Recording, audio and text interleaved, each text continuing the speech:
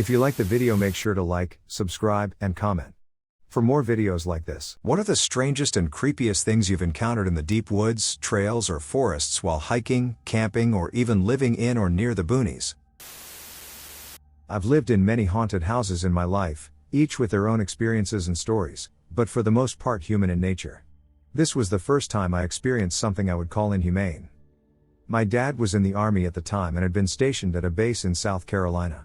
He found a house for rent and showed us pictures of it. It was a single story at the end of a roundabout, in the middle of the woods. You could see the other house off in the distance through the trees. I looked at the pictures, and whenever I looked at the pictures of the outside, a voice in my head would start screaming at me, "It's in the woods. It's in the woods. There is nothing on the inside, just the outside." When we got there, as we were unpacking, a cop pulled up. I never got out of the car, but talked to my mom through the window about how he knew the previous owners and just wanted to check on things. I never saw the cop again. Whenever I would go outside, I would get the sensation that something was hiding in the tree line, and it wanted me to follow it.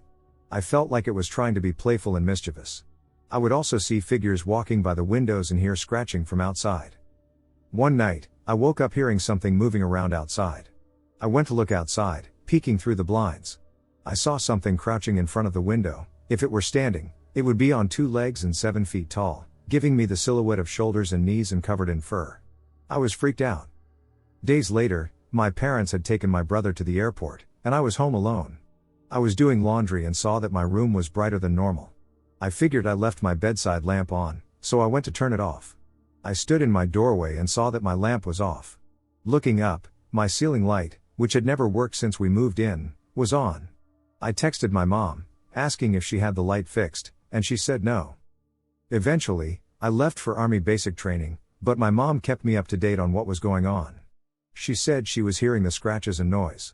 One night, she was talking to my dad by the door and said they both heard someone run up on the porch and rattle the door handle.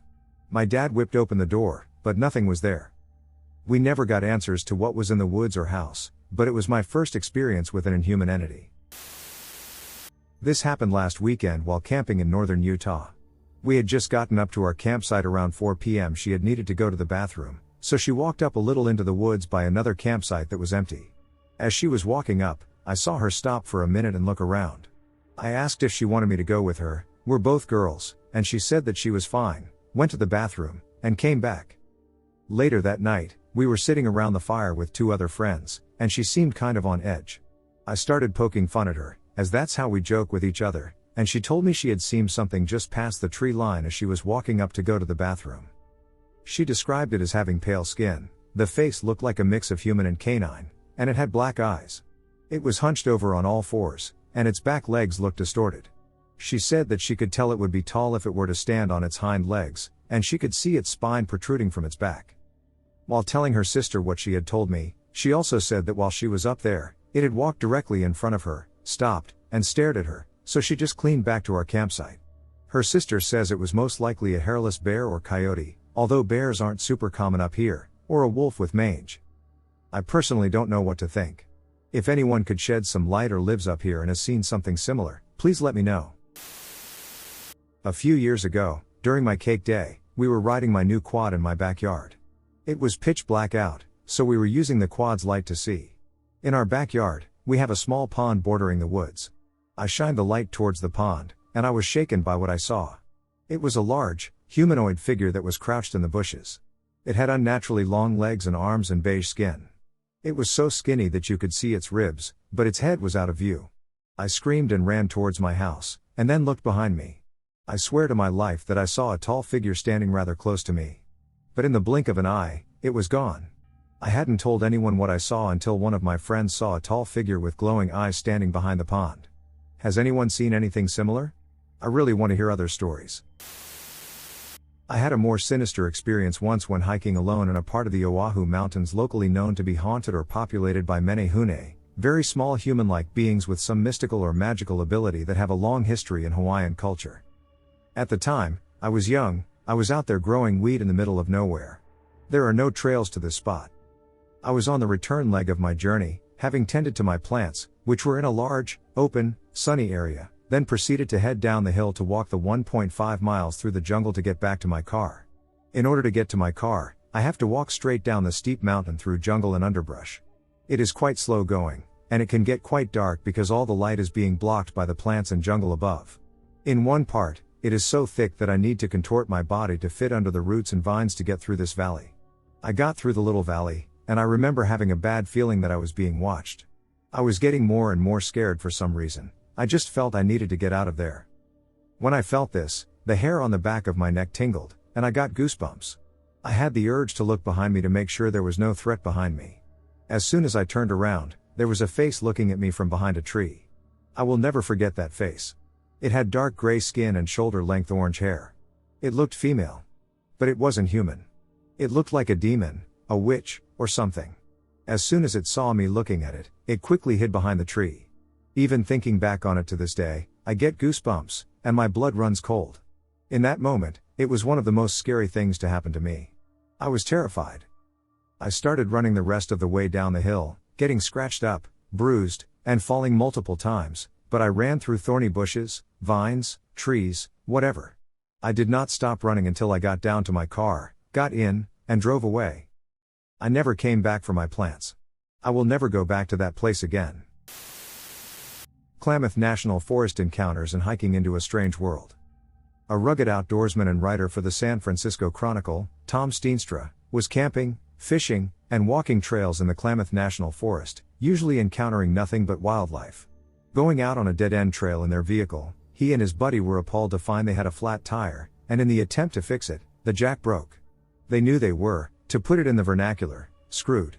But immediately, less than 20 seconds, of the jack breaking, an ancient pickup truck came from behind and disembarked a man and a woman dressed in Native American clothing and of astounding handsomeness. Without saying a word, they got a jack and changed the tire.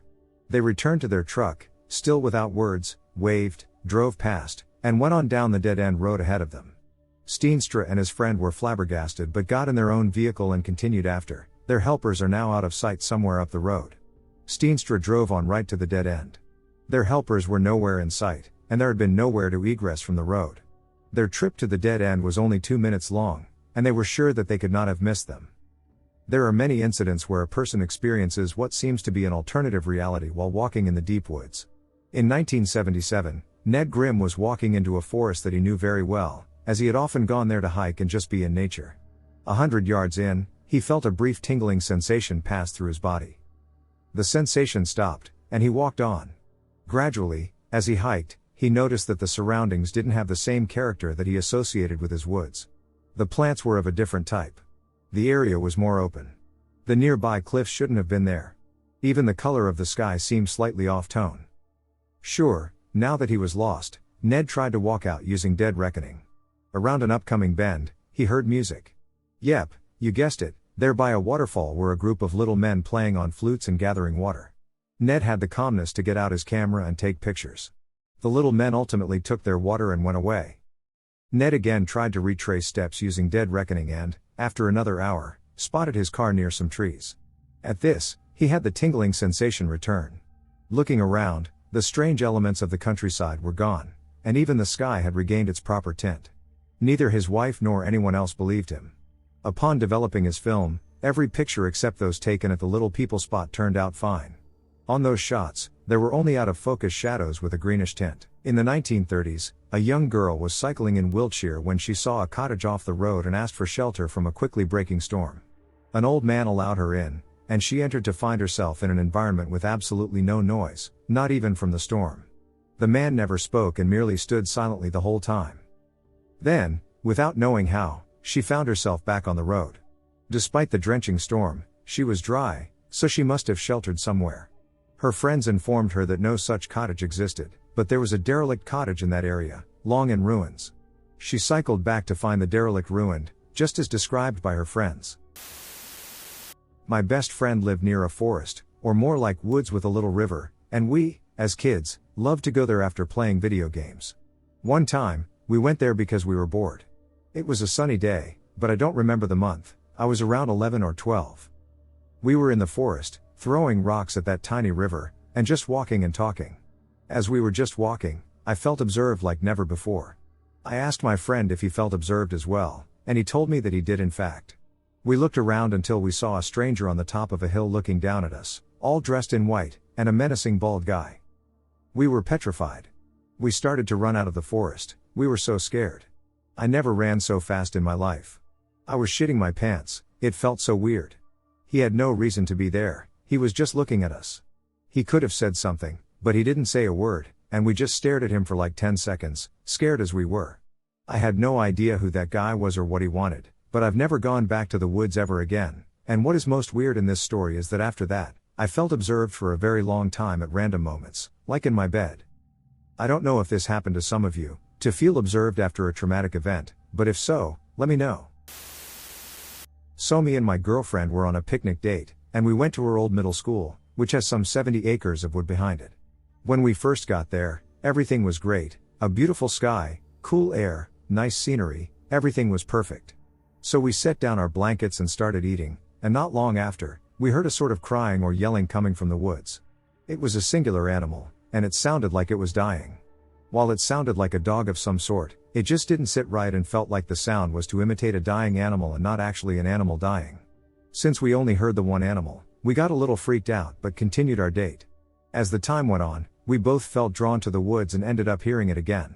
We then proceeded to leave because both me and my girl first thought it was a skinwalker as the sound was coming from one animal, no fight, just a cry for help that didn't sound right.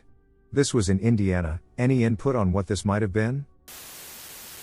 I had a very strange encounter in my woods today and thought I'd share and get some opinions.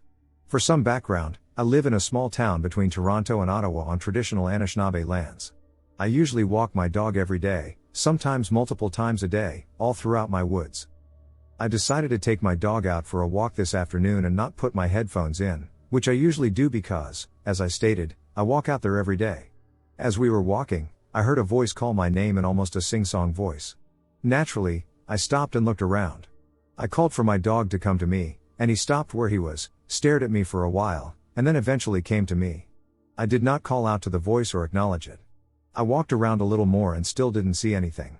Just for some context, I live with my parents, and my mom knows I am totally freaked out about skinwalkers. I had a bonfire a few nights ago, and she hid and was calling out, trying to freak me out. I figured since she knew I was by myself, she was trying to freak me out, and it did sound similar to her voice. As I continued walking and looking, I heard "come over here." As soon as I heard it, I was instantly freaked out because not only did this sound further away than when my name was called, I know that the myth goes that when they sound close, they're far away, and vice versa, but it also sounded like my own voice saying it. I also heard this call out much more clearly than when my name was called. Anyway, I didn't acknowledge the voice, and, making sure my dog was with me, I got the hell out of there. When I got to the house, no one had been outside, and no one had called for me. My family has lived on this property for generations, and we live outside of a very small town. I have no neighbors that would be close enough for me to hear them that clearly. I have no idea what was out there this afternoon, but I can tell you for certain that I will never walk out there with my headphones on again. I also feel like it's worth mentioning that my sister has been whistling out there to freak me out, and I know that supposedly attracts them. I did also smoke shortly before walking, but I've been smoking daily for years, and I've never suffered from auditory hallucinations or heard any sort of voice while high. I grew up in a tiny town in Florida, and the back houses of our neighborhood backed up to a stretch of forest. It's not a gigantic wilderness kind of forest, but no one goes in there. People have found Native American burial grounds, and almost everyone I know who lives along the forest line has some kind of crazy story about why they don't go back there. This is mine. Myself and 4 friends, we'll call them Chris, Bailey, Peyton, and Will for the sake of this story, all lived in the same neighborhood. Bailey, Peyton, and Will were siblings that lived across the street from me, and Chris lived a few houses down, right along the forest line. Myself, Peyton, and Chris were 11 at the time, Will was 13, and Bailey was 9. We all decided to go to Chris's house since he got a new trampoline and we wanted to play on it. We got bored of it after a while but didn't want to go inside yet. Bailey, who was obsessed with anything supernatural, suggested we hop the fence in Chris's backyard and wander into the forest. So, like genius preteens, we did. We walked straight back from Chris's house for almost an hour when suddenly all the noise of the forest around us stopped. We all froze, and Bailey and Peyton looked to me for answers. I'd like to mention at this point that the reason they looked to me for what to do was because they both were convinced I had some paranormal sensitivity thing about me, because anytime we've gone to haunted places before, I'm always the one seeing or hearing weird things. but I had no idea what was happening or what to do, so I shrugged but didn't move otherwise. We hear Chris gasp, and we look at him to see him wide-eyed, pointing at something in front of us. When I looked where he was pointing, I saw this fuzzy-looking black mass curled up on the forest floor at a good distance in front of us. My first instinct was that it was a bear, but it didn't look quite right, and I couldn't make out any discernible features. And it's not moving correctly. I have tried and failed so many times in telling this story to explain what I mean by that, but I can't, it just looked wrong. I suddenly get an overwhelming feeling of we need to run, now something is very wrong, and something bad is going to happen if we don't get the hell out of here 5 minutes ago. I grabbed Bailey and Peyton's arms, turned them around, pushed them back in the direction of the house, and started running after them. I could hear Chris and Will following behind us. I purposefully slowed down enough to let the boys pass me, so I'm bringing up the rear. I'm very protective of my friends, and I'm known for doing crap like that. I'd rather whatever it is get me and let them escape. While we're running, I can feel tingles up my back that scream, if we stop, we're dead. We run until we find the fence in one of the neighbors' yards and hop it. We continue running around this neighbor's house and into the street. Where we popped out was closest to my house, so that's where we all ended up running to. When we could breathe, Will asked what happened. Apparently, only Chris and I saw that black mass. Chris had also seen it rise up when I heard myself, Bailey, and Peyton starting to run, which is what made him grab Will and start running. But all of us agreed that we heard a distinct lack of sound right before Chris and I saw this black thing. None of us have gone back there again. I was camping on land associated with the Anasazi, long-dead Pueblo Indians we know nothing about, as a Boy Scout. We hiked for a few days and saw black bears every ducking day, normally a somewhat unusual sight that freaked out the adult leaders and caused us to religiously use anti-bear methods like bear bags and such. It was not totally related to the story, but it slowed us down, which led to the events here. Anyway, we camped in wood cabins at the bottom of a plateau, and the local rangers told us a bunch of spooky camp stories about the plateau and its relation to the long-dead Anasazi people. Even their real name is lost to history, as Anasazi is what the Navajo called them, meaning ancient enemies or those that are not us. Another part of what they told us that stands out is that the Anasazi were obsessed with ravens, possibly crows as well, and a lot of their superstition revolved around massive ravens and people with raven heads. Stuff like that. I completely forgot all the other details at this point. This was well over a decade ago. My tent mate is a bit slow and is also allergic to peanuts. He ends up eating some of the pre-packaged food that contains copious amounts of peanuts on the way up. That, combined with the ongoing poor planning, bear fear, and sloppy leadership, causes the adults to decide to camp on the plateau rather than keep going. On this scout ranch, you are only supposed to camp outside the designated areas and never on the particular plateau, just because of the geography and environment. We do anyway. We set up camp, made or ate chow, put up the bear bag, and headed off to sleep. That night, I woke up to thunder but no rain. It could have been heat lightning or far off, but it sounds impossibly close. Like insanely loud, and me and my tent mate are actually terrified.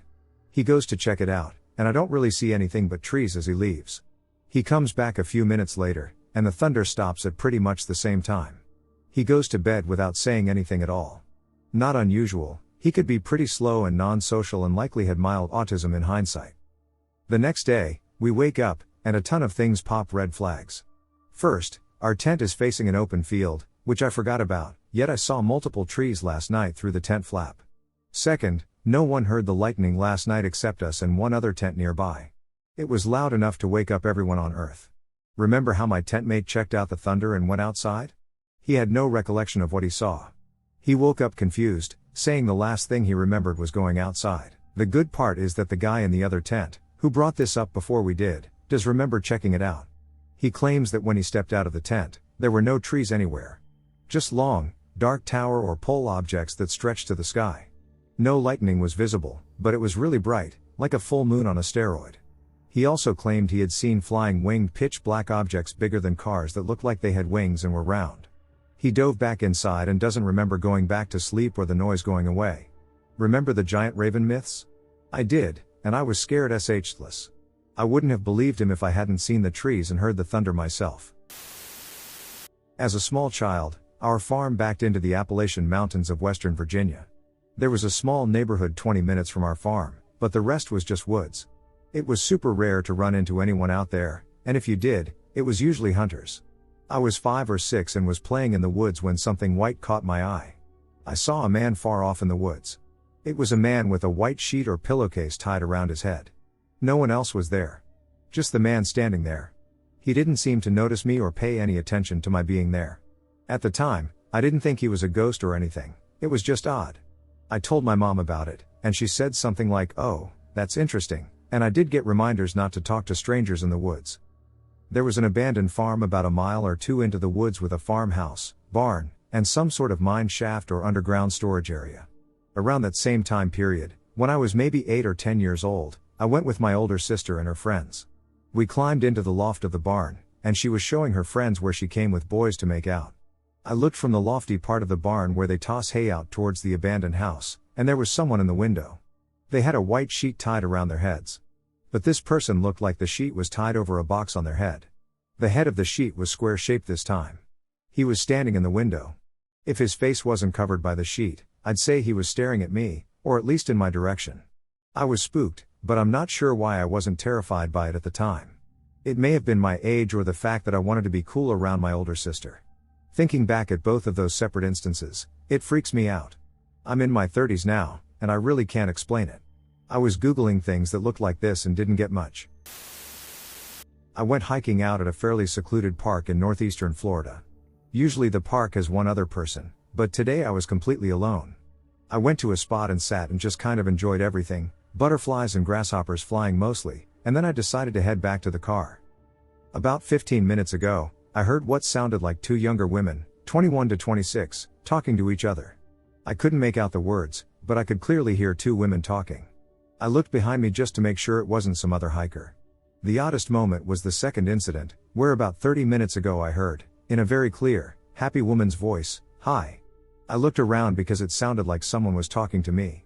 I was so confused, and just in case it was a person, I said, "Hi. I hope you're having a nice day." 45 minutes later, I hear the two women talking again, kind of louder this time and closer. The last incident was when I was just a stone throw away from my car. Behind me, I heard what sounded like chuckling laughter from two women. It was audible and loud enough that I turned around and said, "Who is that?" After that, I got to my car and left. The odd thing is, I've had moments of panic in the woods. You know what I'm talking about if you've done a lot of hiking, but I didn't feel scared by this. I was mostly just confused. The confusion mostly stems from the fact that this entire area is palmetto and pine land that is very easy to see through. If someone said something, there's no way I couldn't see them. On top of that, there was no one there besides me. I walked for hours and saw no cars, and when I got back, my car was the only one in the parking area. And it was loud, not like right next to me, but the high sounded like it could maybe be like 10 to 15 feet away from me. I'm just very confused. Is there mythology behind this? My land is where the Timucuan and later the Seminole lived. Do any of their myths talk about this? I've had other weird experiences at that place. I can't find any history about the land either, even after hours of trying. I won't argue that it might very well have been a prank, but there were so many factors that left me just feeling weird about it. My ex drove out there late one night a long time ago, I think 2 years ago. We wanted to go stargazing in the area that had low tree cover. As we're driving through the narrow opening of the forest, she's saying stuff like, "Isn't it beautiful out?" And "Oh, look at that plant," and stuff like that. I'm just driving, keeping my eyes on the road. All of a sudden, she goes, "What's that?" Then she started panicking. She says, "Leave right now." I tell her, "Please don't tell me what you saw till we leave, because I don't want to drive panicking." As I'm driving, making the turn around, she's crying and just acting like a wreck. I've known her for 5 years. We saw a dead body on the road once. I've never seen her this freaked out. She was crying. I said, "We leave, and we're driving." I ask her, "What did you see? Are you okay?" This is what she told me she saw. I didn't see it. She said she was looking into the swamp to our right, and she said she saw something hopping like a kangaroo. She said at first she was confused, but then she freaked out when we got closer and she could see it better. This is what she told me, I'm not adding anything. It looked like a tall person but had no arms. It was gray, but it had tufts of fur on it. I never knew what she meant by that. It was very skinny, to the point where you could see the outline of its ribs. It was hopping deep in the swamp, but then stopped and looked at something on the ground. But she told me that what made her start screaming was when it turned its head directly at her and started looking at her as we drove off. She said it had deep, yellow, glowing eyes. Not alien eyes, but large oval eyes. She said it had no mouth, no nose, no ears, and no hair except tufts. She said it was one of the scariest experiences in her life. We don't talk anymore, but the last time we talked and I brought it up, she shut the conversation down immediately and just said she didn't want to talk about it. I even asked if she could draw it because she was a really amazing artist, but she said she didn't want to. I didn't see anything, I was just looking at the road, but the reason I believed her was her reaction. Have you ever seen someone actually panic? Like they're not only screaming, but they're also crying and screaming? I'd how to describe it, but it made me feel scared seeing her reaction. I never knew what to think of it, but I thought I would add this if it's important or relevant. If you don't believe me, that's fine, because I could chalk this up to superstition or being overly imaginative. But these are two weird things that happened, and parts of the woods have always made me feel uncomfy, even though I've been to them so much that it's like my home away from home. You judge for yourself. I've had a very strange experience while solo camping in an extremely familiar stretch of woods. I visit this area often, either camping or day hiking.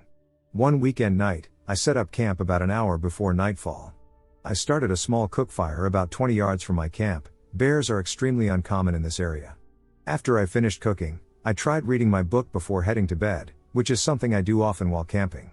I had a very unusual feeling of uneasiness, something I had never felt out there before. I often camp in that exact spot, a small, dry section of ground in a creek bed. I found myself turning on my flashlight often and scanning around me. After doing this a half dozen times, I realized that I have never felt that uncomfortable looking for something that might be out there, like a kid scared of the dark. There have been plenty of times up in the White Mountains where I have heard animal noises and scanned with a flashlight, feeling much more calm and methodical while doing it and comfortable with the fact that I'm not alone in the wilderness. This was very different and difficult to describe. Unsure of why I have this feeling, I decided to just call it a night, get into my hammock, and go to sleep. Shortly after falling asleep, I woke up to a group of coyotes yapping and howling. It sounded like they had gotten a kill. I knew exactly what it was right after hearing it mention the direction and how far away they were. I wasn't unnerved by that sound in any way, as it is something I've heard many times. I calmly went back to sleep. About an hour or so after the coyote incident, I awoke again.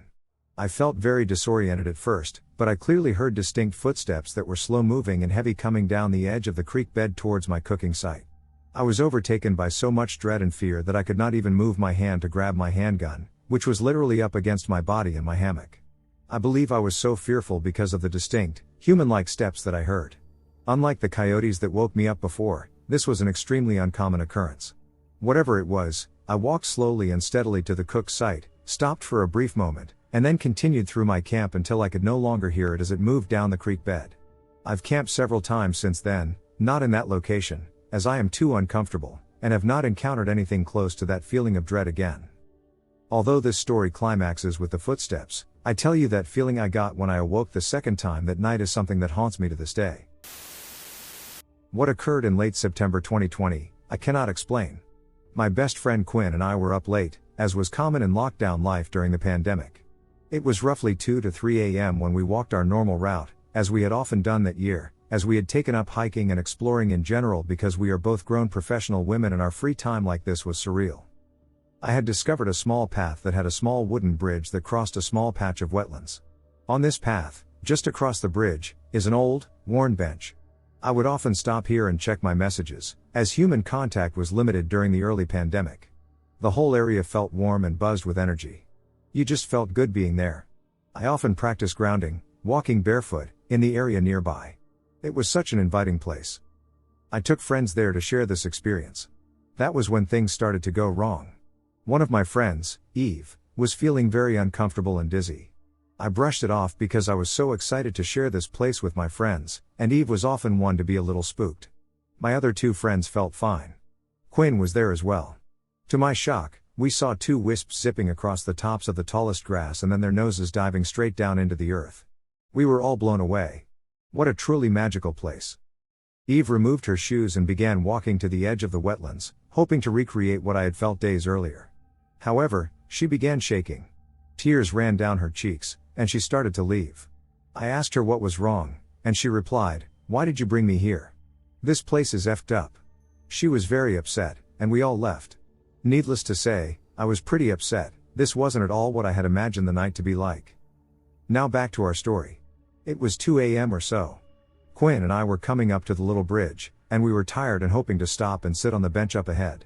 We didn't even make it to the first board on the bridge before we caught a glimpse of what was sitting on the bench ahead. It was a glowing human figure made of pure white light, just sitting on our bench. The even more unusual aspect was that it didn't cast any light around it.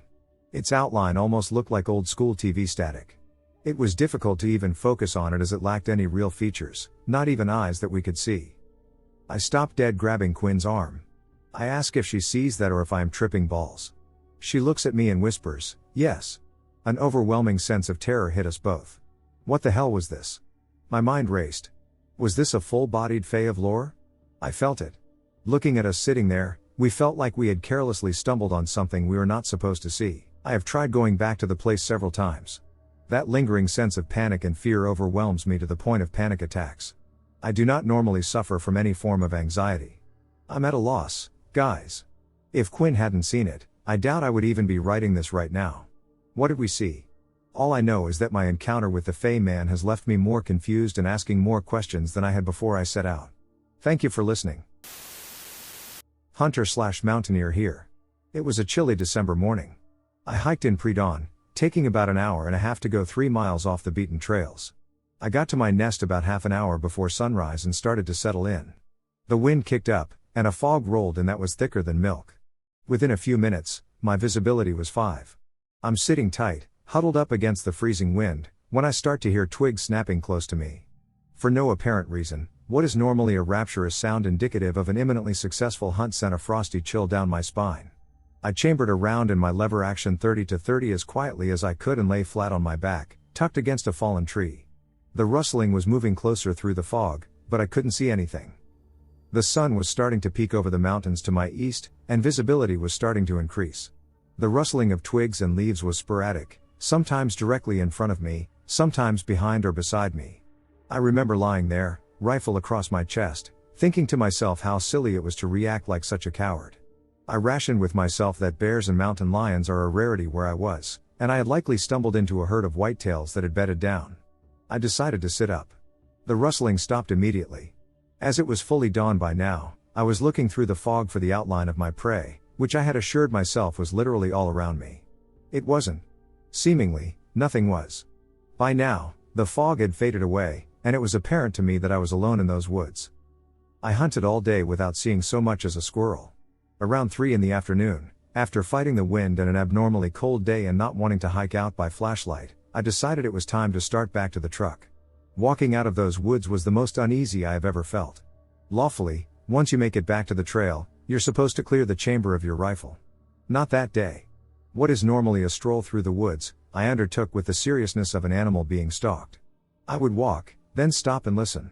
I never heard or saw anything during my retreat, but I could feel eyes on me. I was about 100 feet away from my truck when I rounded the last corner and saw, hanging at eye level from a tree by a noose, a stuffed bear in a blaze orange jacket. I'm a giant, broad-shouldered outdoorsman, but that one shook me something fierce. I live on the east coast of Australia, near one of the many Yowie hotspots. For those unfamiliar, Yowies are just the Australian version of Bigfoot. Physical descriptions are very similar. The only difference I have noticed from the anecdotes is that Yowies tend to have a higher percentage of red or auburn hair, and they are sometimes described as leaner, not as bulky as a patty type. These variations seem to depend on the location of the sighting. We have huge white or gray-haired types with fair skin in the snowy mountain regions. We have large, dark-haired ones in the bush, and further north up in Queensland, they tend to be more the color of an orangutan. I myself have always spent a lot of time outdoors. Camping and fishing. I have spent multiple nights solo camping deep in the Blue Mountains, which is historically one of the most active areas for Yowies. I have experienced the usual feelings of being watched, hearing strange noises, and finding odd stick and tree structures in areas without human traffic. But I have never been able to see a Yowie or really 100% convince myself they exist. Me and my wife go for hikes and bushwalks in hotspots, mostly just to get out in nature, but I use it as an excuse to basically expose myself to the greatest chance of having an experience. I have only really had what seems like, in retrospect, minor, unrelated incidents. For example, while walking deep in the woods on animal trails, I hear a sound off to my left, so I stop to look.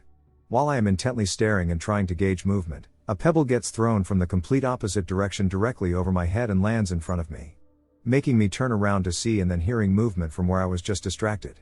It was almost like I was being toyed with by something, almost paranormal. Or when I was hiking a trail in the mud and rain, I would sometimes mentally ask for a sign. I would try and project mentally that I was not there with cameras, and I only wanted to know they existed so I could work on conservation of their environment. On the way back down the same trail from where I came, an hour or so after, I find a perfect huge white bird feather stuck into the ground right in the middle of the track, right where I mentally asked for a sign and projected goodwill. It felt like a gift or some sort of peace offering. I did keep the feather in my backpack for a long time. Still, this is hardly evidence at all, but these small things add up, and there have been many such incidents. But recently I experienced what was definitely the biggest sign. Myself and my wife were hiking on a remote trail deep in the bush. The closest civilization besides dirt roads would be 20 kilometers away. The entire hike, I had been hearing what sounded like distant chatter, like Aboriginal kids talking and laughing, but not loud enough to know exactly what the sounds were. As we had hiked for about 2 hours, we decided to turn around and head back to where we left the car. As soon as we turned around and started going back, there was a loud, distinct tree knock, which stopped us both in our tracks. My wife doesn't believe in Yowies, but she is aware of the lore because of my interest, and even she said it was strange. She said, "Imagine it's like a communication they are using to alert the others that we are now heading back the way we came." I said to her, "Let's turn back around and pretend we are going to continue in the original direction and see if it happens again." Mostly as a bit of a laugh, we took 5 steps and made another loud, clear knocking sound. Keep in mind we are on a track surrounded by bush and trees. You cannot see a line of sight into the bush more than 10 meters, but the sounds were not far away from us. After this second knock, my wife was actually getting spooked. All the birds and insects had gone quiet. She said, "Okay, that's enough, let's go back to the car for real." So we turn around again and start going back. After no more than 3 steps, there is literally an enormous sound, louder than anything I have heard in the bush, and a tree is completely snapped in half or pushed down. We cannot see the tree, but this was what we heard. It was as loud as a gunshot, and it was so unexpected that I was legitimately disoriented for a second while my brain processed what was happening. I have never in my life heard a tree spontaneously break in half. There was no wind, and based on the sound, it was a large tree. Needless to say, my wife was not very keen to stick around to investigate, and I figured it was probably a good idea to leave. I got the distinct message that "Stop playing games, you know we are here, and you should leave now." We both talked about how coincidental the timing of it all was while we walked out. Nothing else happened, and we walked out and left. To me, the whole paranormal aspect of these creatures is kind of hard to discount. They seem to be able to send these messages that are clear to those involved but look like nothing to a third party. It reminds me a lot of what Jacques Vallée talks about when he muses on the phenomenon of mysterious happenings. Here is hoping I will be able to have a sighting one day. There is no interest at all in getting a photo or video, just something for me to confirm it for myself. I went camping 6 years ago with a now ex-boyfriend of mine. The campsite we picked was beautiful, and we were able to drive in through some rough trails. The spot we picked was next to some hiking trails that weren't very far from some natural hot springs and a huge waterfall. We were in the middle of nowhere, absolutely no one was around. We set up camp next to the car, went hiking, soaked in the hot springs, came back, and had dinner. It was all very normal. Until we woke up the next day. I need to give some context as to how we slept that night so you can understand my confusion. Before we went to sleep, I put our food cooler and a stereo that we brought in the car and locked them. I put the keys in the front pocket of my backpack and put the backpack next to my sleeping bag on the far side of the tent, away from the door of the tent. My boyfriend at the time slept near the door of the tent with a gun next to him. We woke up the next morning, and I felt fine. I had slept hard, and from inside the tent, everything seemed normal. When we got out, our campsite was absolute chaos. The fire pit we had made was ruined. The cooler had been thrown, and food was scattered all over the place. The stereo was smashed to pieces and laid next to a tree. All of the car doors were open, including the trunk. We stood there for a minute in silence, just taking everything in. The woods felt off now. It was quiet and not the beautiful campsite that I saw yesterday. Everything about those woods feels wrong now. My ex accused me of not locking the car the night before and that an animal got in our stuff. I promised that I had locked it and went into the tent to grab the keys from my backpack, but they weren't there. I found them later on the ground, right next to the car. We quickly threw everything in the trunk and left. My boyfriend was quiet and wouldn't talk to me about what had just happened. He finally spoke up when we were almost home and told me that he had had a dream the night before about something kneeling over him in the tent, holding his gun, and just staring at him. When I tried to ask him more questions, he got quiet again and said he didn't want to talk about it and that I shouldn't talk about it anymore either. I've tried to forget about it, but I just can't. Something really wrong happened to us in the woods that night. I am from New Jersey, and this encounter happened to us in a park in between Central Jersey and North Jersey. I am also of Native American descent, and I'm pretty sure that a few nights ago, my friends and I encountered something that I believe to be a skinwalker. A few nights ago, my friends and I were just hanging around driving when one of them suggested we go to the park and watch the sunset over the lake. We got to the park at around 7:15, and we ended up making our way to the trail that led to the lake. My friend Ted ended up talking about cryptids and other shit and said we might encounter something at the park, as we were on native land. My friend Ted then indicated that there was something ahead of us, and we called his bluff and laughed at him. He then brought up a video of a sound effect of the goat man trying to scare us. My other friend Alex said it sounded like a skinwalker, and as you know, when you're on native land, you can't say that name out loud. Just to clarify, there was no one on the path except my friends and me. 2 minutes after he said that name, I looked behind us, and we saw we were being followed by something. It was tall, skinny, and moving very slowly towards us. I said under my breath, "OSHT," and my friends turned around and saw whatever I was looking at. I said to them that we should pick up the pace a bit, as it seemed a little weird that this thing came out of nowhere. We saw no indication of anything, no footsteps or rustling in the woods, and my friends said to me that once this thing appeared, they smelled something putrid, which in Native American lore means if you smell something putrid or disgusting, that's a sign a skinwalker is on your tail. So we ended up running as fast as we could down the trail to try and lose it. When we turned around, it was still moving at the same pace, very slowly. Thinking that we were safe, we started to walk at a normal speed. We were also close to a road with a bunch of cars roaring past us. Me being curious, I looked behind us to see if the coast was clear, and to my horror, I saw that the thing caught up to us. It was now at least 100 feet away, making no sound as it moved, and we were horrified to see that it had no face. My friends and I decided it was a good idea to bolt as fast as we could back to my car. When we got back to the parking lot, I saw that the only car that was left was my car, and whatever that thing was that was following us was horrifyingly real. A day later, I was walking my dogs around my house, and I saw a cat come out of the woods and start walking towards me. Knowing that skinwalkers can take any form, I went back inside, not taking any chances. A few hours later, I picked up my friend Ted, and we originally were going to go back to my house and play video games, but as soon as we got to my house, he said he felt dread, so we ended up just driving around a bunch. Today, he ended up telling me that whatever he saw at the park, he saw at my house, giving the same description as what we saw at the park. He said it was tall, skinny, and had no face, describing the same thing that we saw at the park. So, skinwalker or creature that stalked my friends and me for a few days, let's never meet again. My wife and I were on our honeymoon in Shenandoah Valley National Park in Virginia in 2019. We were excited to get an early evening hike in, as we just arrived in town. We were driving to a hike on Skyline Drive at around 6 p.m. in a thick mist with overcast skies. We passed a strange-looking, solitary man on the road a few hundred yards before the trailhead. I made a comment to my wife about how odd he looked, unkempt, vacant-looking, etc. We hiked up 1.5 miles up the mountain to the end of the trail, where it terminated at the at. My wife stopped to pee, and we collected ourselves before we turned to head back down towards our vehicle. Out of the mist, not making this up, came the guy we'd passed on the road earlier. He was low-key brandishing one of those combination hatchet/hammer multi-tools at his side. He wasn't just carrying it, it was somewhat raised. It gets creepier. He made a comment as we passed him about how he had found a set of teeth the last time he was up there. We made an awkward acknowledgement of what he'd said, a nervous laugh, and then quickly started down towards our vehicle, looking back up to where we'd come to see if he'd turned to follow us. Once we were 100 feet away, we began running down the mountain. We'd stop every minute or so to listen to or observe what was going on. It was terrifying. We obviously made it back to our car. But we were shaken. We would read a few weeks later about how someone had been arrested in connection with a killing near that area when we were in that area.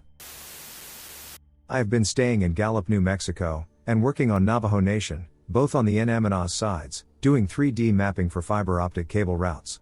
Overall, it has been a great experience knowing that my work will help bring high-speed internet to tribe members far outside of any city centers on the reservation. My encounters with the Navajo people have been very positive.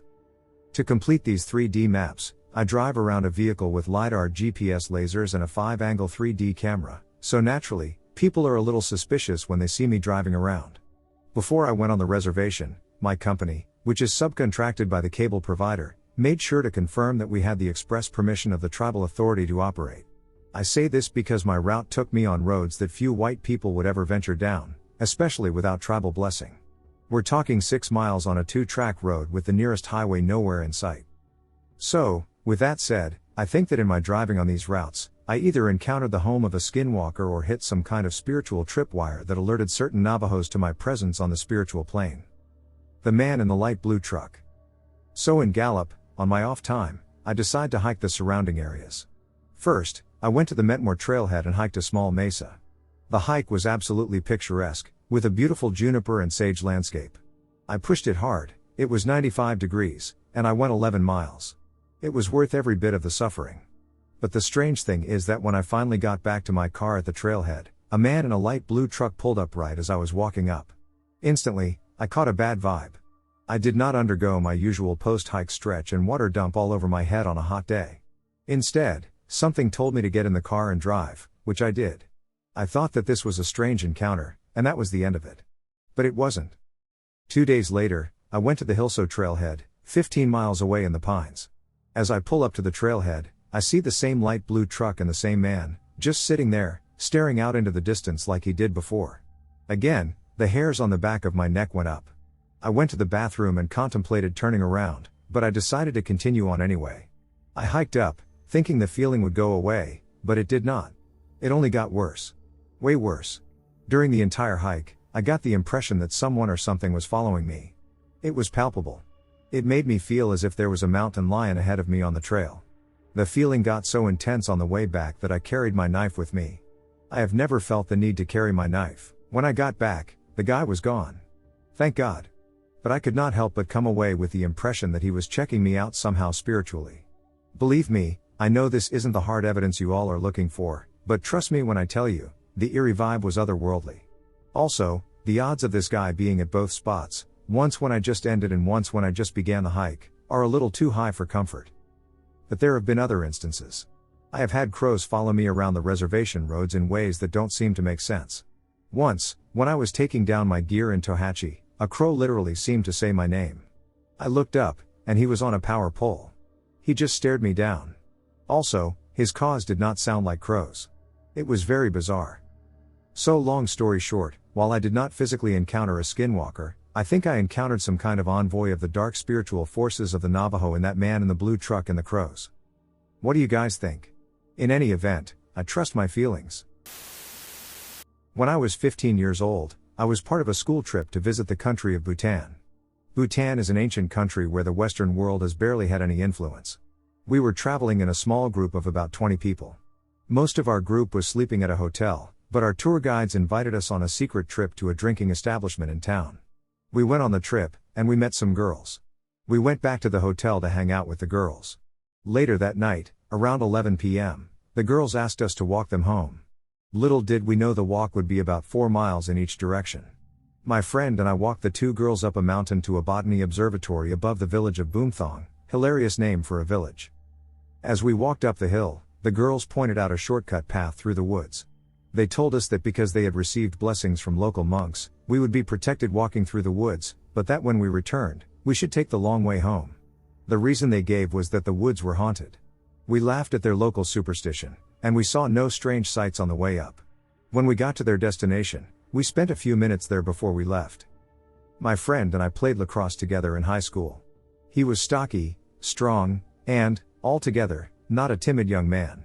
We were both strong, confident, and even cocky. Encouraging each other not to fear the darkness of that Himalayan night, we walked back down the mountain, underneath the clear light of a waxing moon. When we reached the trailhead of the shortcut through the woods, I remembered and repeated the warning that the girls had given us. My friend, not a superstitious young man, joked that I was being a scaredy cat. I told him I was not scared, and I took point as we entered the woods. He followed behind and even attempted to scare me a few times by jumping on me. After about 20 minutes, we reached a clearing in the woods. As we did, I began to see strange lights floating in the trees. What came next was something I could never have expected or imagined. Across the clearing, bathed in the blue light of the moon, just standing there, was an upright, naked figure. It stood about 5 feet tall, completely hairless, with gray skin and eyes illuminated by a soft yellow glow. I froze on the spot, petrified by what I was seeing and unsure if I could trust my eyes. My friend's reaction to the sight was quite different. He hid behind me, looking over my shoulder. He asked, "What the duck is that?" As if in response to his question, the creature instantly sprang into motion. It fell onto all fours, snarled, and began walking backwards. It walked backwards toward a tree, and then, without breaking a step, walked backwards up the trunk of the tree and onto a horizontal branch that hung over the path at the other end of the clearing. My friend, terrified at what he saw, took off, sprinting into the woods. He ran directly underneath the branch and into the darkness. Then I was left in the clearing, still paralyzed and without my friend, but not yet alone. For a few minutes, I stood there, unsure what I was looking at. I began to pray the Hail Mary, Our Father, and every other prayer I knew. And yet, still, the creature sat on the branch, staring at me with its glowing yellow eyes. I got a long, good look at the creature and noticed its bulging pot belly and simultaneously emaciated figure. It looked exactly like a hungry ghost from Asian folklore. I had no choice but to walk toward the creature, slowly so as not to startle it. I walked directly underneath the branch, looking up at the yellow eyes and snarling at the dirty teeth. Saliva dripped from above onto the path below me, which I had to step around. At every moment, I thought the creature would pounce down at me, but it did not. I circled around the creature, keeping it in front of me as I then backed away into the woods. I continued walking backwards until the clearing was long out of sight. I then began to run, and I ran all the way home to the hotel. On the way home, I was even attacked by a pack of wild dogs, which I had to throw stones at to defend myself. However, my fear of the dogs was far outweighed by my fear of the night and my fear of the creature whose name I will never know but whose face I will never forget.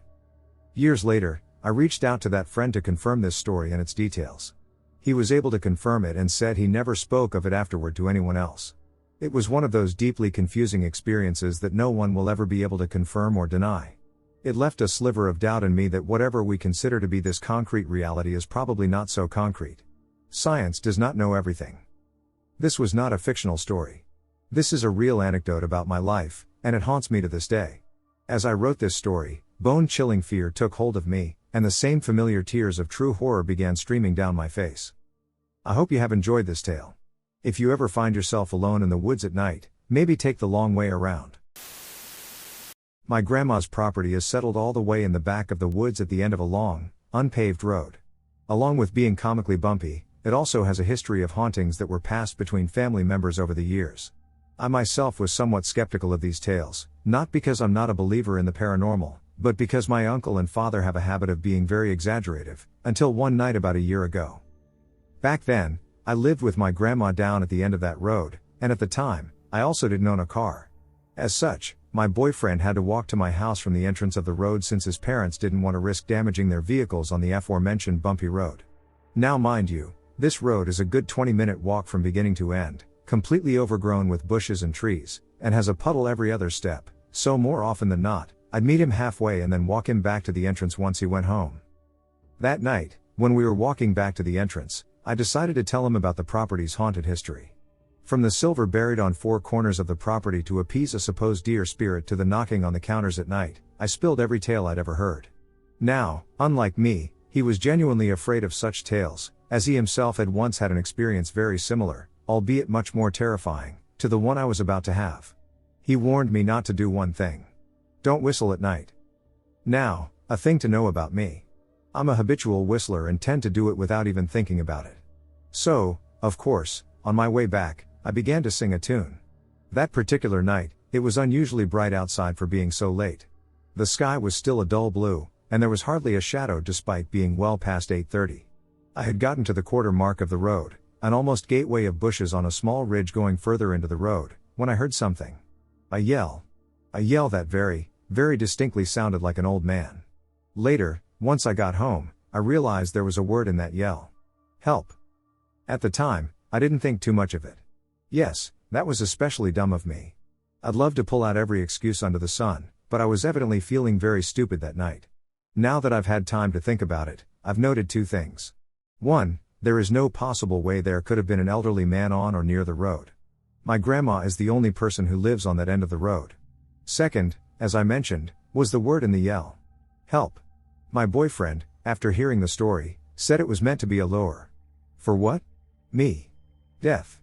All that fun stuff. As I walked, I got to the halfway mark of the road. A field of dead yellow grass and a single fallen tree are on the left-hand side of the road. I'd seen it hundreds of times before, and every time I'd thought, why is that tree still there? As I took a courtesy look at the tree, I noticed something. Someone. To this day, I don't understand what I saw. It wasn't a cryptid, a monster, or a demon. Standing a good 30 feet away from the tree was, honest to God, and what I can only describe it as was a sheet ghost. A simple, rounded pillar of white was nearly 8 feet tall, and as still as the tree before it, it stood there. And it saw me. I know it did. It had no eyes or a face, but it did. I had never truly known fear before that night. I froze in place and felt like a mouse beneath a cat's paws. Caught. Hopeless. Faster than I could blink, it dove behind the tree and stayed there. 30 feet, traversed in under a second. Once it was behind the tree, it stayed there, and I could move again. The sensible among you probably think I ran. I didn't. I didn't want to get its attention again. I had 10 minutes of absolute silence and paranoia as I walked home, utterly terrified. I got home, and there sat my grandma on her little red couch, smoking her cigarette. "You look like you've seen a ghost," she chuckled. I had. I've gotten all kinds of answers for what I saw. Skinwalker, Wendigo, hide behind.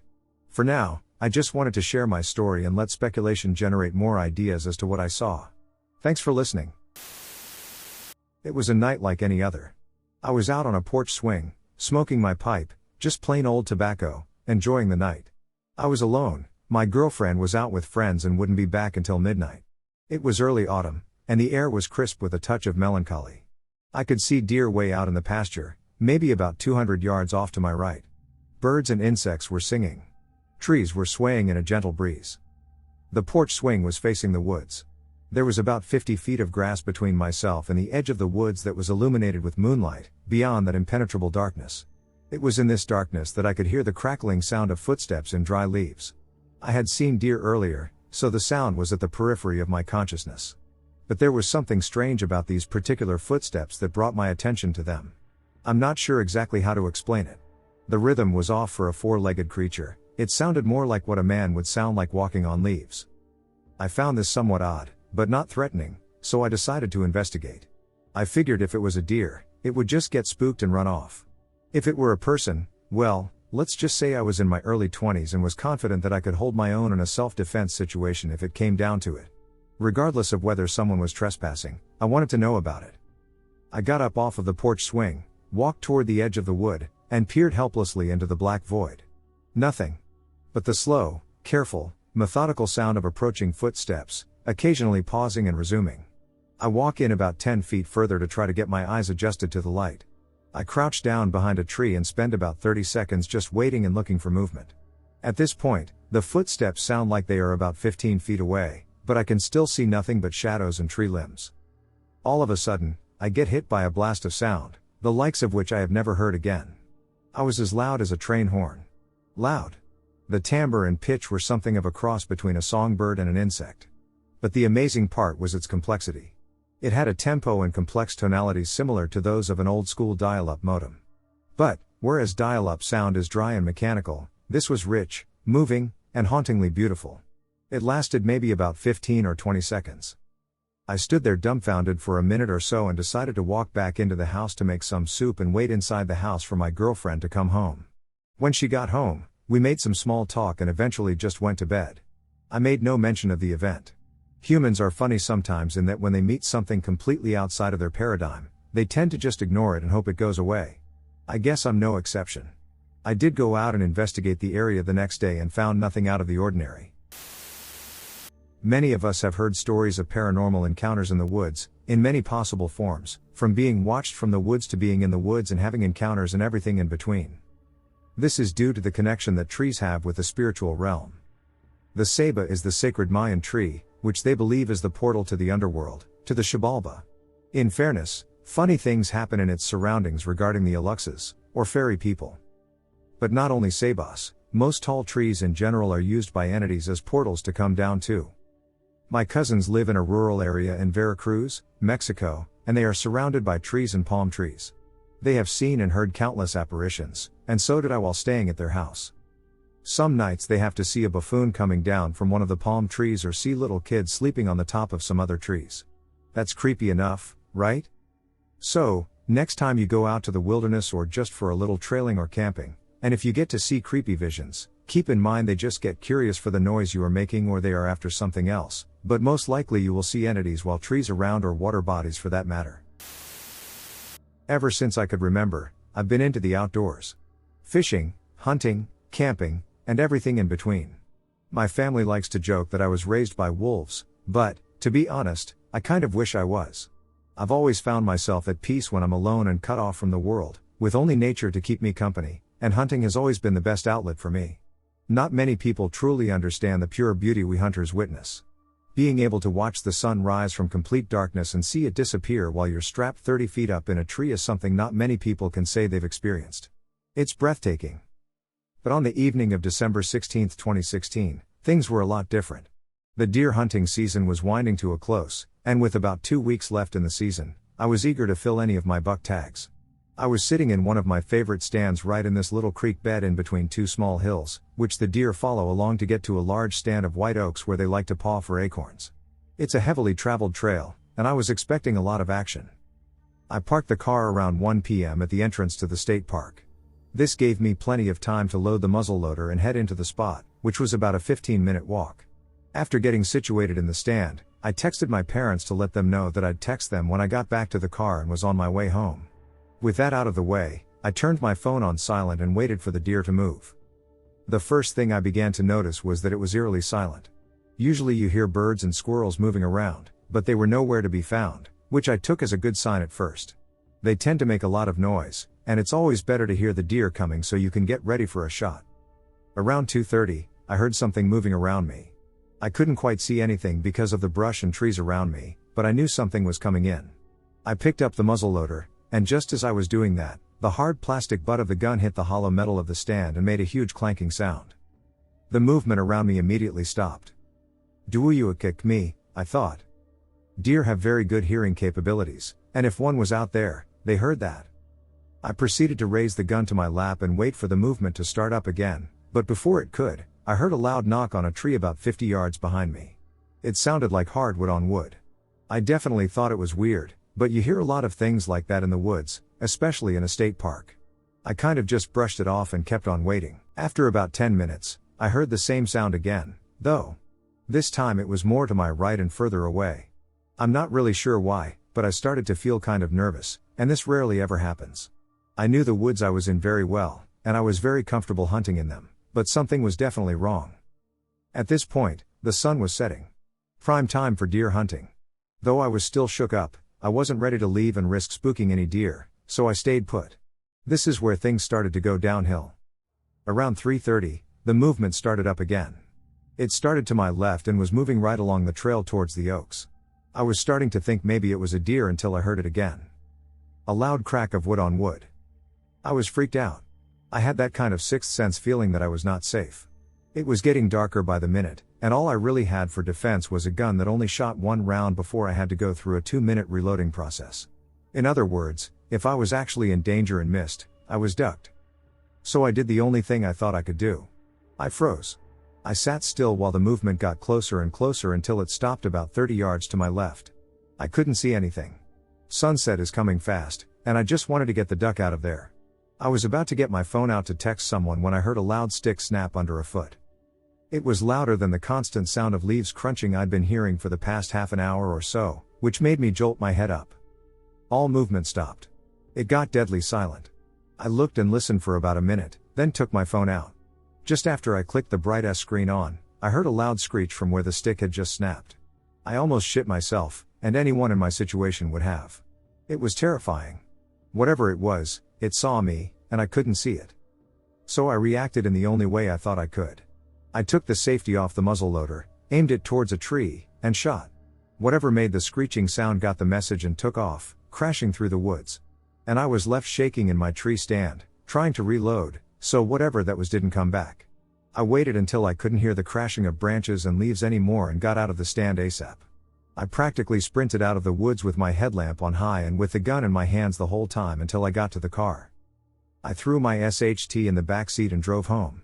I eventually calmed down and acted like nothing happened. I never actually told anyone what happened either.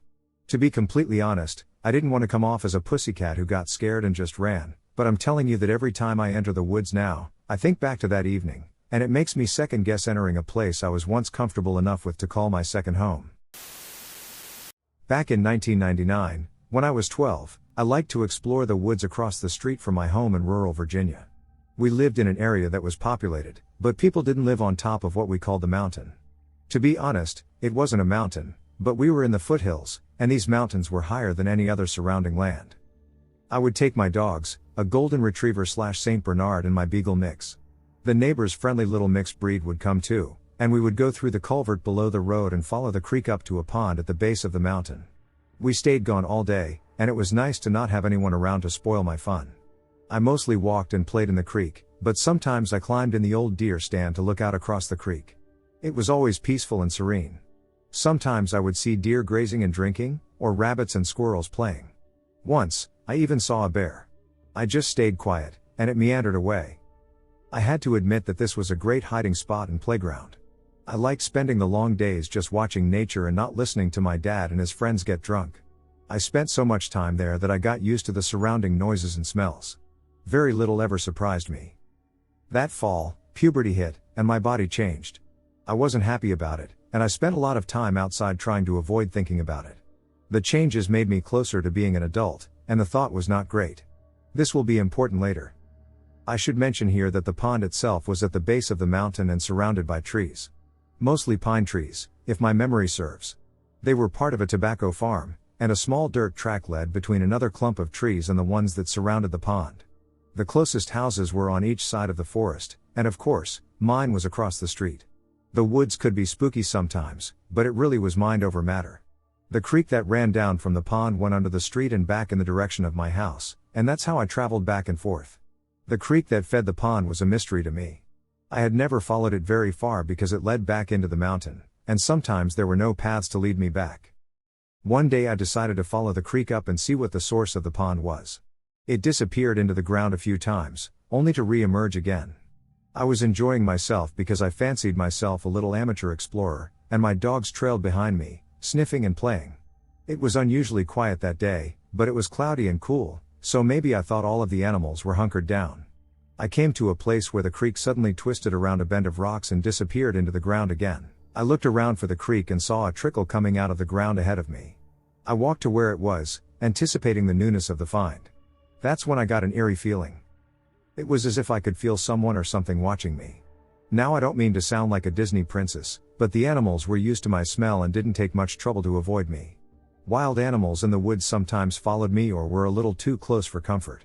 This didn't feel like that. Not at all. I smelled this horrible stench, and honestly, it was worse than any animal corpse I have ever smelled before or since. I nearly gagged. I was about to round the corner entirely to find the source when all three dogs came barreling towards me with their hackles raised and their teeth bared.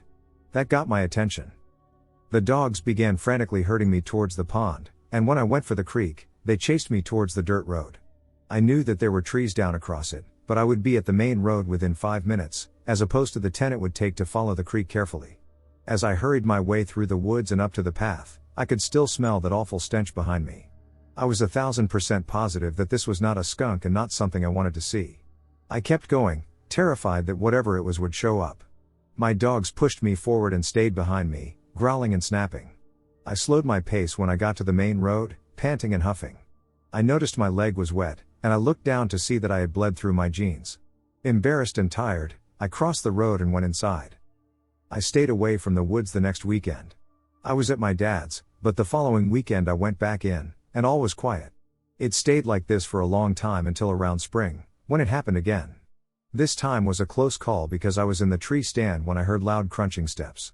I smelled that same smell and made for the road the same way, with the same 3 dogs losing their minds. This repeats itself every month. Not long after this, my dad and stepmom split up, and I no longer had access to the woods.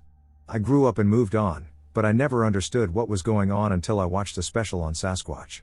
The show described how women were sometimes herded by what Native Americans described as a Sasquatch. When I put it all together, I wondered if puberty had somehow alerted the thing to me, not to mention my bright red hair. I'll never know for sure, But every time I look at the mountain, which is nearly every day because I live in its shadow, I remember something that chased me, smelled awful, and sent my dogs into a panic.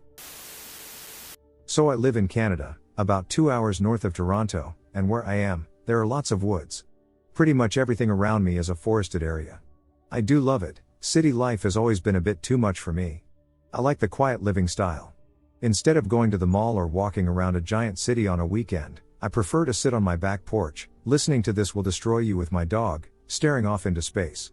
The quiet life is nice, there is no stress, I can do what I want when I want, and everything is great. It was nice until about 24 hours ago, when I saw it. So, it was a beautiful Sunday night. I was doing what I loved best, sitting down on my couch, playing PlayStation, and listening to the best post-rock playlist I imagined possible. It was about 10 o'clock at night, and my dog started to go absolutely insane. Like, even for a husky, it was the most energized and aggressive I had ever seen him. I have a glass sliding door that leads into the backyard, and the backyard is surrounded by an extremely dense forest. My dog ran towards the glass window, snarling like crazy. Like I said, I had never seen him like this. But then something really scary happened. He stopped, started whimpering, and put his tail between his legs. I had seen him do this before. He was scared. I used to take him for walks in the evening, and when it would start to get dark, he would do the exact same thing. I paused my game, grabbed my hunting knife, and walked over to the glass door, slowly sliding it open. I couldn't see anything, so I grabbed my flashlight and shone it straight into the woods, and I swear to God, I seriously do swear, I saw something move. It looked like a shadow of a person, and it stepped away to hide in the trees. Now, I had never really been the kind of person to get afraid of monsters in the woods. I had lived in the middle of nowhere for 5 years, but there was something really unsettling about seeing something in the woods, and then it suddenly disappeared. I swallowed hard and tried to think. The only thing of that size that could possibly be out here was a black bear, and even those are rare to come along. Duck it, I thought. I know, it was the stupid thing to do, but my fear and sense of dread were really starting to change into an unnatural curiosity. I seriously wanted to know what that thing was. I grabbed my jacket and my dog's leash, put the knife into my back pocket, and held the flashlight in front of me. I stepped outside, and I heard nothing. Not a single bird, not a single cricket. It was weird. I started walking towards the forest, but I stopped when I saw it. It was seriously the most terrifying experience of my life. When I shone my light up towards the woods, I saw it standing there, an at least 11-foot thing. It was a human shape, but it was completely black, like the light from my flashlight was sucking into it. Everything was black on it, except for its teeth and its eyes, which were both white as paper. I stood there for a good 5 seconds, processing everything I was seeing. The most terrifying thing, though, is that it made no sounds. It just stood there, just ducking stood there. I couldn't even tell if it was looking at me. It had no pupils, it was just a black entity with white eyes and teeth. I would not be surprised if I surpassed the fastest speed ever run by a man, because I bolted like you would not believe. I barely made it to the glass sliding door, and I slammed it behind me, and it was standing there. Right behind the glass door, standing the exact same way that it was in the woods, expressionless. But now its teeth are red and bloodied from my dog. Past the figure, lying on the grass, was my dog, dead. I looked back up at it, screamed, and ran. I only made it halfway upstairs before vomiting, my lunch becoming a new coating on my hardwood stairs, but I didn't stop. I ran straight into the bathroom at the top of my stairs, slammed the door shut behind me, and locked it. I had been in there for about 5 minutes, crying and slobbering all over myself, before I looked underneath the crack in my door, and there it was. I could see its eyes staring back at me. I had no idea how it was doing that. Its body must have been at an unnatural angle for its head to be there. I held back a scream and stumbled to the back of the bathroom. But still, through everything it had done, I didn't hear a single noise. It was silent, completely silent, and that still scares the shit out of me. I camped out in my bathroom for the night, and I didn't sleep, and I didn't check underneath the door until the sun was fully up. It was gone. I left my house as fast as I could and drove to the nearest police station. I'm currently staying with friends in a city that I will not disclose for personal reasons, and the police are looking into it, but they haven't come up with anything. So yeah, that is all I have to really say about that. I haven't slept much, really, I can't. I can't look out windows at night anymore. I'm moving back to Toronto soon, and I have already made the arrangements. The one thought that keeps disturbing me is, how long was it standing out in the forest, watching me through the glass? It could have been out there for hours, and I would have never known because it never makes a sound. A collection of weird, unexplainable stories from my local pond. Some paranormal, some oddities, and generally weird occurrences. A little background about the pond. I lived around this pond for over 18 years and saw it go from being a small farm pond surrounded by a field and deep forest into a pond sandwiched between 3 huge neighborhoods and a pool, only shielded by a thin layer of wood surrounding it. As far as I know, the pond was built in the early 1900s and had 2 barbed wire fence lines running through the pond, creating a cross. Why run barbed wire through a pond? There were 2 very old houses to the right of the pond and a neighborhood 100 yards through the woods to the left. Growing up, the pond was sort of our local legend, and every kid refused to go explore it. Fast forward 10 years, and I was an avid fisherman who would spend every day after school trying out new waterways in my area to try and find the hottest fishing spots. None were as convenient or plentiful as this pond, which I ended up at just about every other day. My first strange occurrence here was when one summer night I stayed out past dark to try and get a few more bites, when all of a sudden light flooded from behind me as if a big truck had just parked with its lights on. I immediately turned, thinking possibly a car had just parked in its driveway at the house about 100 yards behind me through the woods. Nothing was there. And from this angle, there was no way headlights could have traveled like that. I decided that was enough for tonight and left out the trail leading to the nearby pool parking lot.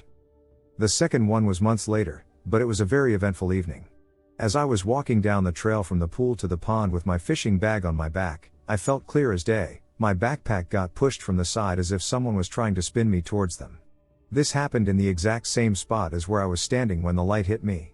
I stood there for a second and looked in the water to see if maybe I'd walked into a fishing line or something.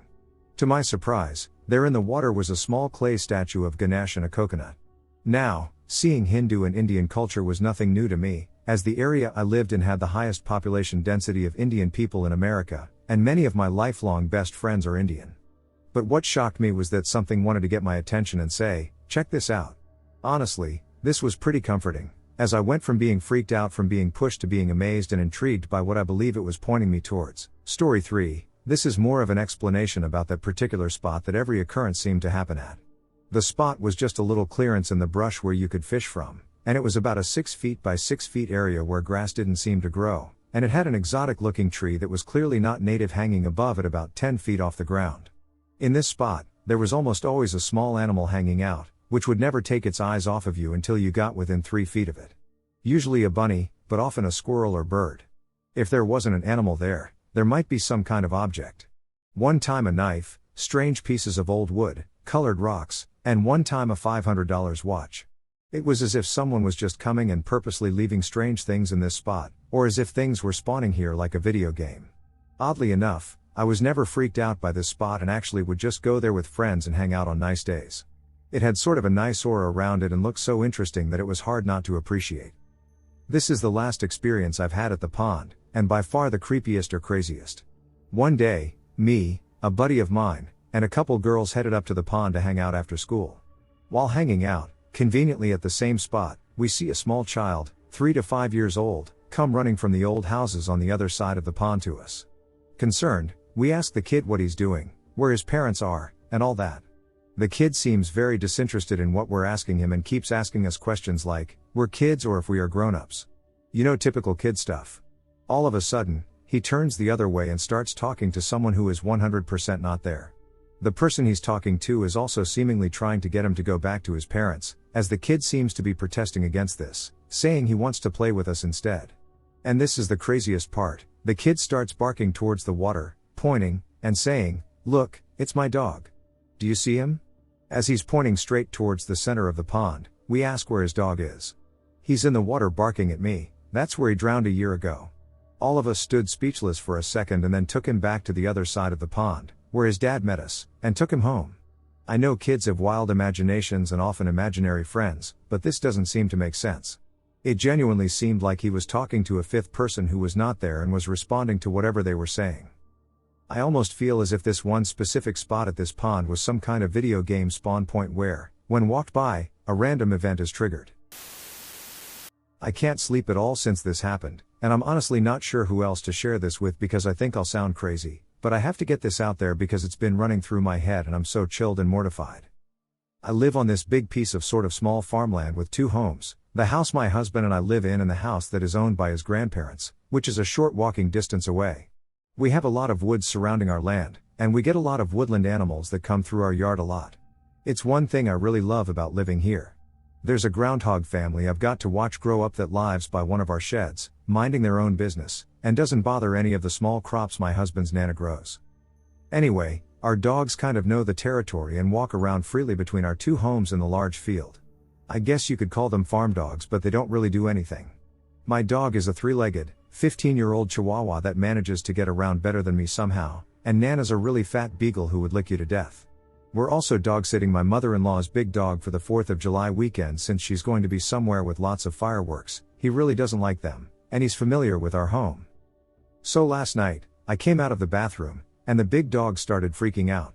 Like whining, howling, and kind of stomping his feet like he wants to show me something, if that makes sense. This isn't really unusual for him because he gets pretty mouthy when he wants outside, so I started going towards the door, and then he started gesturing with his head towards it. So I opened the wooden door before our screen door, and he just froze in our kitchen like a statue. My dog then came up behind him and froze too. They both stared directly at me and turned their heads towards the door in sync, like they were gesturing for me to go outside. It was so uniform. I don't know how to describe it. It just felt so wrong for them to do, but at the same time, I assumed maybe there was a skunk outside or something. I went out onto the porch to see our neighbor's dog sitting happily on our porch, which made me relax a little.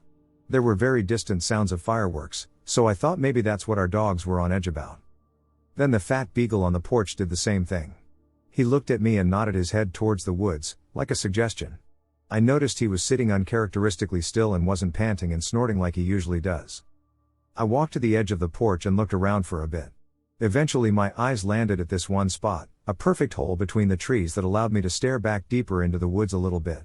And in that spot, I saw a pair of eyes open and blink at me. The rest is kind of a haze.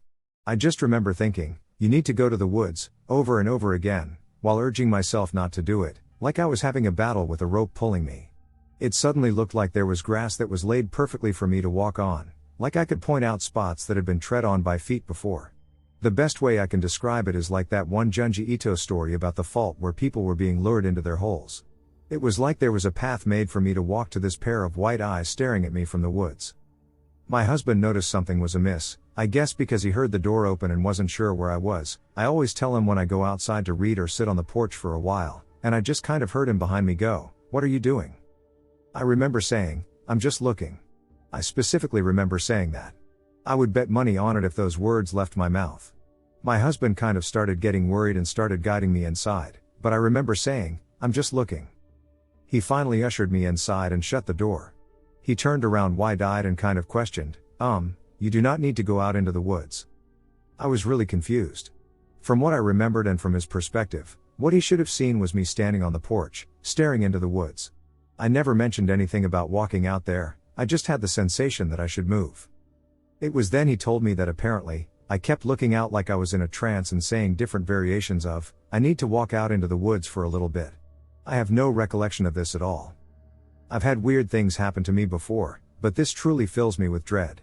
I don't understand what happened, and I'm honestly really frightened about any of us going outside alone for a bit. I really feel like there's something trying to lure us into the woods or something. I had a campfire going, and me and 3 other guys decided to leave this other guy and girl, who were going out, by the campfire and explore the woods. The guy in front has a duck-off mag light, the kind the police over in the colonies use. Guy 2 was filming in night vision for shits and G's. The path through the woods meant we had to walk single file, and night vision didn't want to go last because he was pretty freaked out, so I told him I would. We're walking through the woods, pitch black, but for this mag light, which is facing forward. Scaring each other and freaking each other out, there's a murderer in these woods watching us. Guy 3 says it jokingly. Ho ho ho. All of a sudden, we hear an almighty log somewhere off to our right being cracked. This wasn't any branch falling off, no tree, no badger stepping on a twig. This was a big-ass log being thunderclapped in twain. We all paused and looked off into the darkness.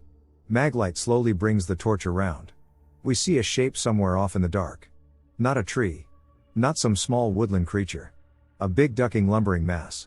This is the west of England, mind, and we don't get anything bigger than a deer in our woodlands. Whatever the shape was, it was massive. Needless to say, By this point I was already sprinting back the way we came, laughing maniacally because if I didn't laugh, I'd have dropped to the ground, grabbed my knees, and blubbered like a little girl with a skinned knee. Night vision notices I'm gone, and with a goddammit. He's off after me, the other two behind us, screamin' and hollerin'. We got back to the campfire and told the others, but they didn't believe us. We felt pretty safe out in the open. Our campfire was right in the middle of a huge open field, so we stayed put. I popped some ecstasy and had a great night after that. I have never been able to explain the shape in the dark. I wanted to share a story that actually happened to me. This story has been pretty hard for me to talk about, as it was one of the freakiest moments of my life. I also really just wanted some input on the situation, to be honest. This happened around March of 2020, I believe I was 17 at the time. One of my friends was visiting from out of town at the time, and we had gotten really into Airsoft at the time. Anyway, the neighborhood I lived in at the time had a large area of undeveloped land just up the street. It was full of pine trees and whatever and was a few miles long or wide. We used to play Airsoft up there all the time and just called it the woods. So me and my friend, we'll call him Christian, devised a plan to invite a large group of my high school friends to the woods and play hide and seek. The only catch was that me and Christian were going to dress up in camo/ghillie suits and shoot our friends with airsoft guns just to screw around with them. So, me and Christian got dressed up. He was wearing a tan ghillie suit, mask and all, and I was wearing camo BDUs, a black mask, and a weird mesh tan camo sheet tied around me like a poncho. We ended up finding a ditch in the woods close to the edge of my neighborhood and setting up our first spot. Our plan was to move from spot to spot throughout the night while avoiding my group of friends. By the time we were prepared, it was around 6 p.m. and the sun was beginning to set.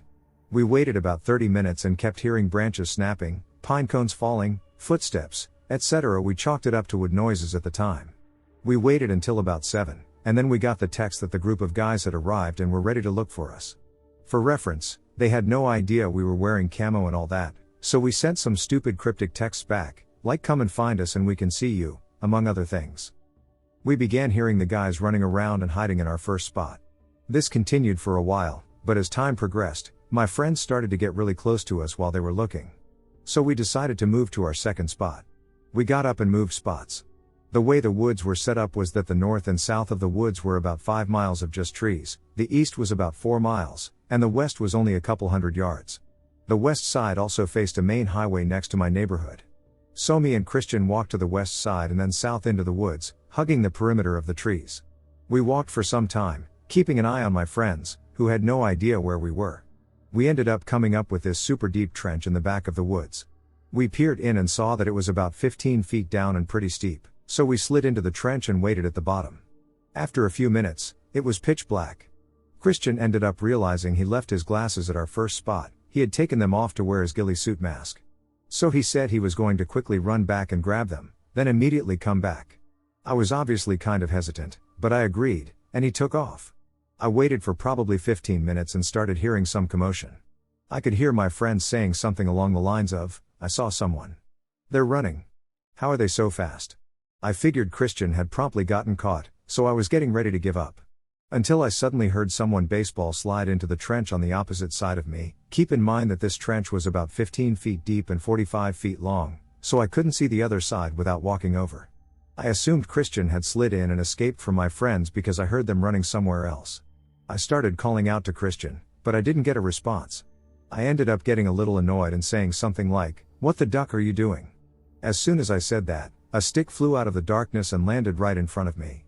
I was pretty confused and kept calling out for Christian until I heard whatever was on the other side of the trench start moving. I heard leaves rustling and what sounded like someone's knee popping or something. I paused and stopped talking. I waited a few more seconds, and whatever was on the other side started taking very deliberate, heavy steps. Slow and heavy. I figured it was one of my friends trying to freak me out, so I took one of the airsoft guns we brought and switched it to full auto. I fired a few bursts into the darkness, figuring whoever or whatever it was would yell or something, but the steps just kept coming. At this point, I was more confused than afraid, so I grabbed my stuff and climbed out of the trench. I once again ran to the western perimeter of the first and eventually got caught by all of the guys. We laughed about it for a while, but one of my friends ended up asking me, "How did you change so fast?" I was obviously confused, so I asked him what he meant. He explained that he and the group saw someone who was really skinny and tall running around the woods. I'm 6 feet 1 inch and was probably 175 pounds at the time. They all kind of gave me a weird look when I told them I had been wearing the camo and poncho all night. I ignored it and went to find Christian. I walked a ways and found him shining a small flashlight in the direction of the trench I was in. He jumped when I walked up to him and said, "What the duck?" I apologized for scaring him, but he stopped me. "How did you get over here so quickly?" I once again asked what he meant, and he said that he saw someone peering from behind a tree just behind the trench, literally while I was in the process of getting caught. My heart sank a little bit, but we assumed someone from the group was messing with us. We ended up meeting the group and doing a roll call, but everyone that was invited was there. Christian and I started explaining what we had seen, and the entire group explained they saw a really tall and skinny silhouette sprinting around the woods. They assumed it was me due to the build. We ended up walking to the tree where Christian's silhouette was. He pointed to where the head and shoulder of the silhouette were behind the tree, but the spot where the head was literally probably 8 feet off the ground. Everyone got really quiet, and we decided to quickly leave the woods. It wasn't until we had exited the woods and gotten onto the street that led to my house that Christian and I paused and looked into the woods. We waited a few seconds and heard what sounded like the prop hunt whistle from deep in the woods.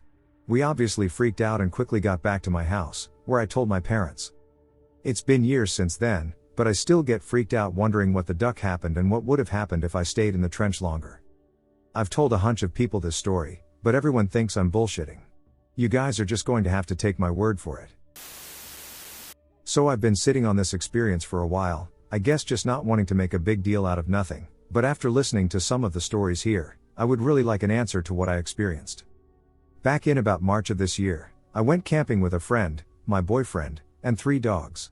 My friend slept in his tent with his dog, and I slept in my tent with my 2 dogs and my boyfriend. My friend's tent was about 30 feet away from ours, and we were camping in the North Georgia mountains off an old Forest Service road. We were right next to a creek. For context, I'm an experienced backpacker and am familiar with the usual nighttime sounds like rustling in the leaves, sticks breaking, cicadas, etc. I have a lot of experience camping by myself, so it's rare that I get spooked out by anything other than other humans nearby, as I'm aware of the dangers of traveling solo as a woman. However, this particular night, I wake up in the middle of the night with a sense of absolute dread I've never felt before. I checked my phone, and it's about 3:30 to 4 a.m. I really had to use the bathroom and was debating whether I wanted to try to put my hiking boots on and venture outside to go or just try and hold it until daylight. I didn't want to wake up the dogs because if they heard me putting on my boots, they'd likely want to go outside to go to the bathroom as well. I'm still in the tent. That's when I notice it. It's almost like a hum, but not in the pleasant way where it's a tune or anything like that. It's a low-pitched hum that was reverberating throughout the campsite and forest and through my body. It had 2 tones. It started with a relatively higher pitch and would switch to a relatively lower pitch after a period of time. Then it would start over without a break in the sound at all. It wasn't soft, either.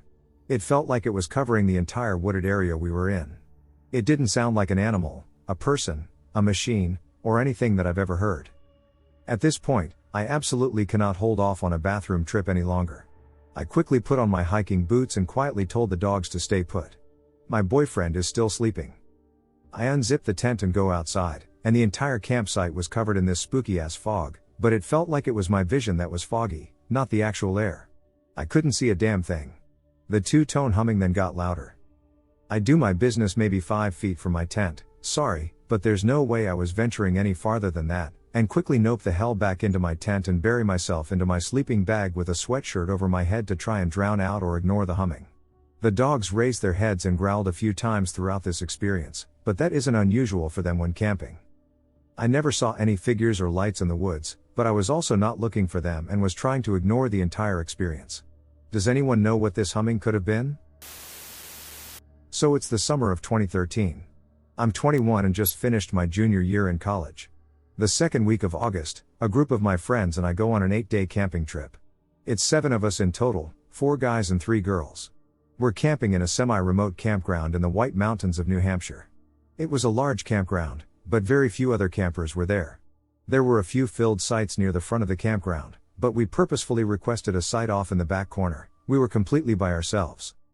During the trip, we planned a whitewater rafting trip for one of the days.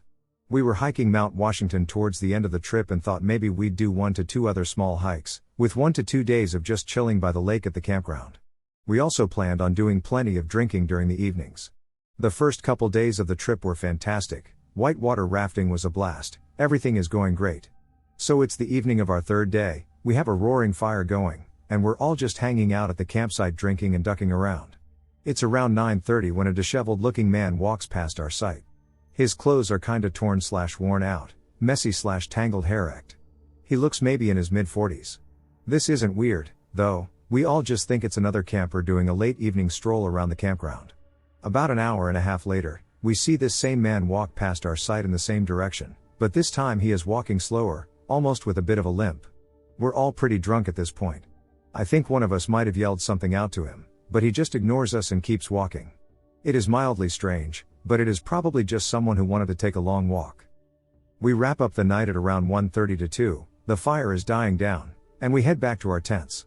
I usually love sleeping while camping. I usually find it extremely peaceful, but for some reason I was having trouble sleeping this night. I get up to take a piss in the woods, and when I do, I see a faint light, maybe about 50 to 75 yards ahead of me in the woods. It looks like a dim flashlight or something similar. I decide I want to investigate, so I go back to the tent. One of my other buddies is still awake, so I tell him about it. We get up to investigate, and when we do, the light is no longer on. Feeling a little unnerved, I shine my flashlight around the woods a bit, but I don't see anything, so I decide maybe my eyes were playing a trick on me before, and I head back to bed. Sometime later that night, I woke up to a terrifying scream. It was Sarah, one of the girls we were camping with. I jump out of my tent as quickly as possible and nearly run into her as she's running back into our site. She's still screaming. She screams that there is a man standing in the middle of the woods. Now our whole party is awake and freaking the duck out. I try to calm Sarah down enough to get her to explain what actually happened. She says she went to pee in the woods and saw the man from earlier just standing about 15 feet from her, not moving, like a statue. We're all freaking out, yelling, screaming, and making a giant commotion. I'm internally freaking out too, but try to calm everyone down enough so we can actually do something. We obviously decided to get the duck out of there. We frantically take down our tents, basically just ripping the poles out and throwing everything into the back of our cars. Then we sped out of there.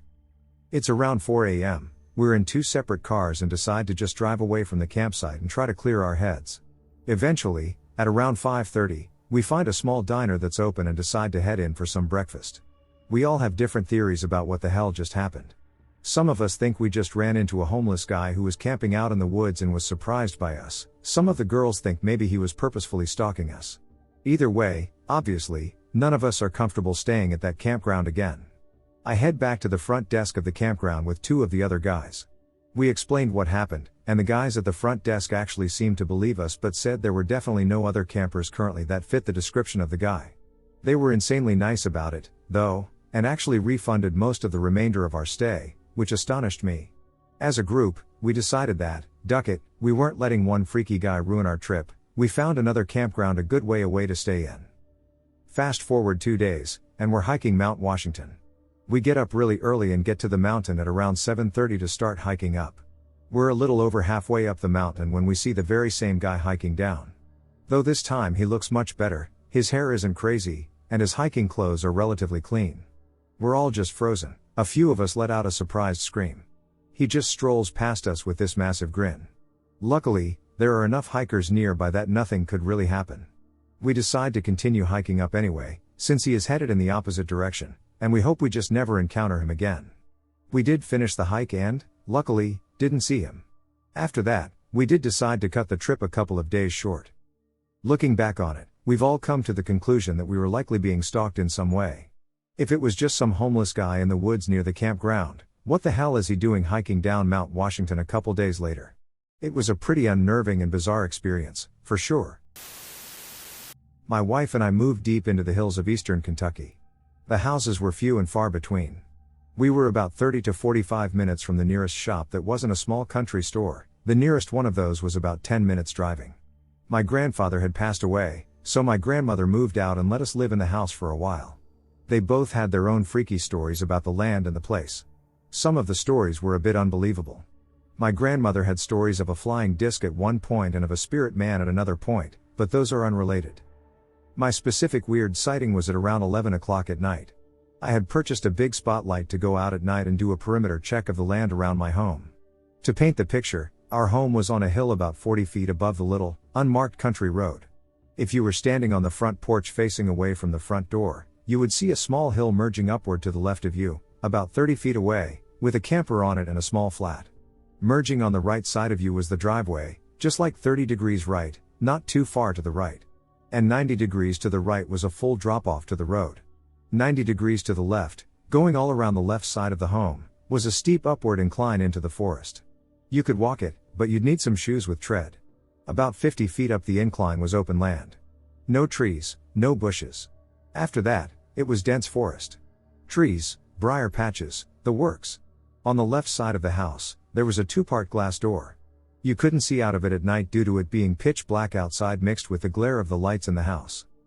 As I said, we were fairly new to being this far out in the middle of nowhere.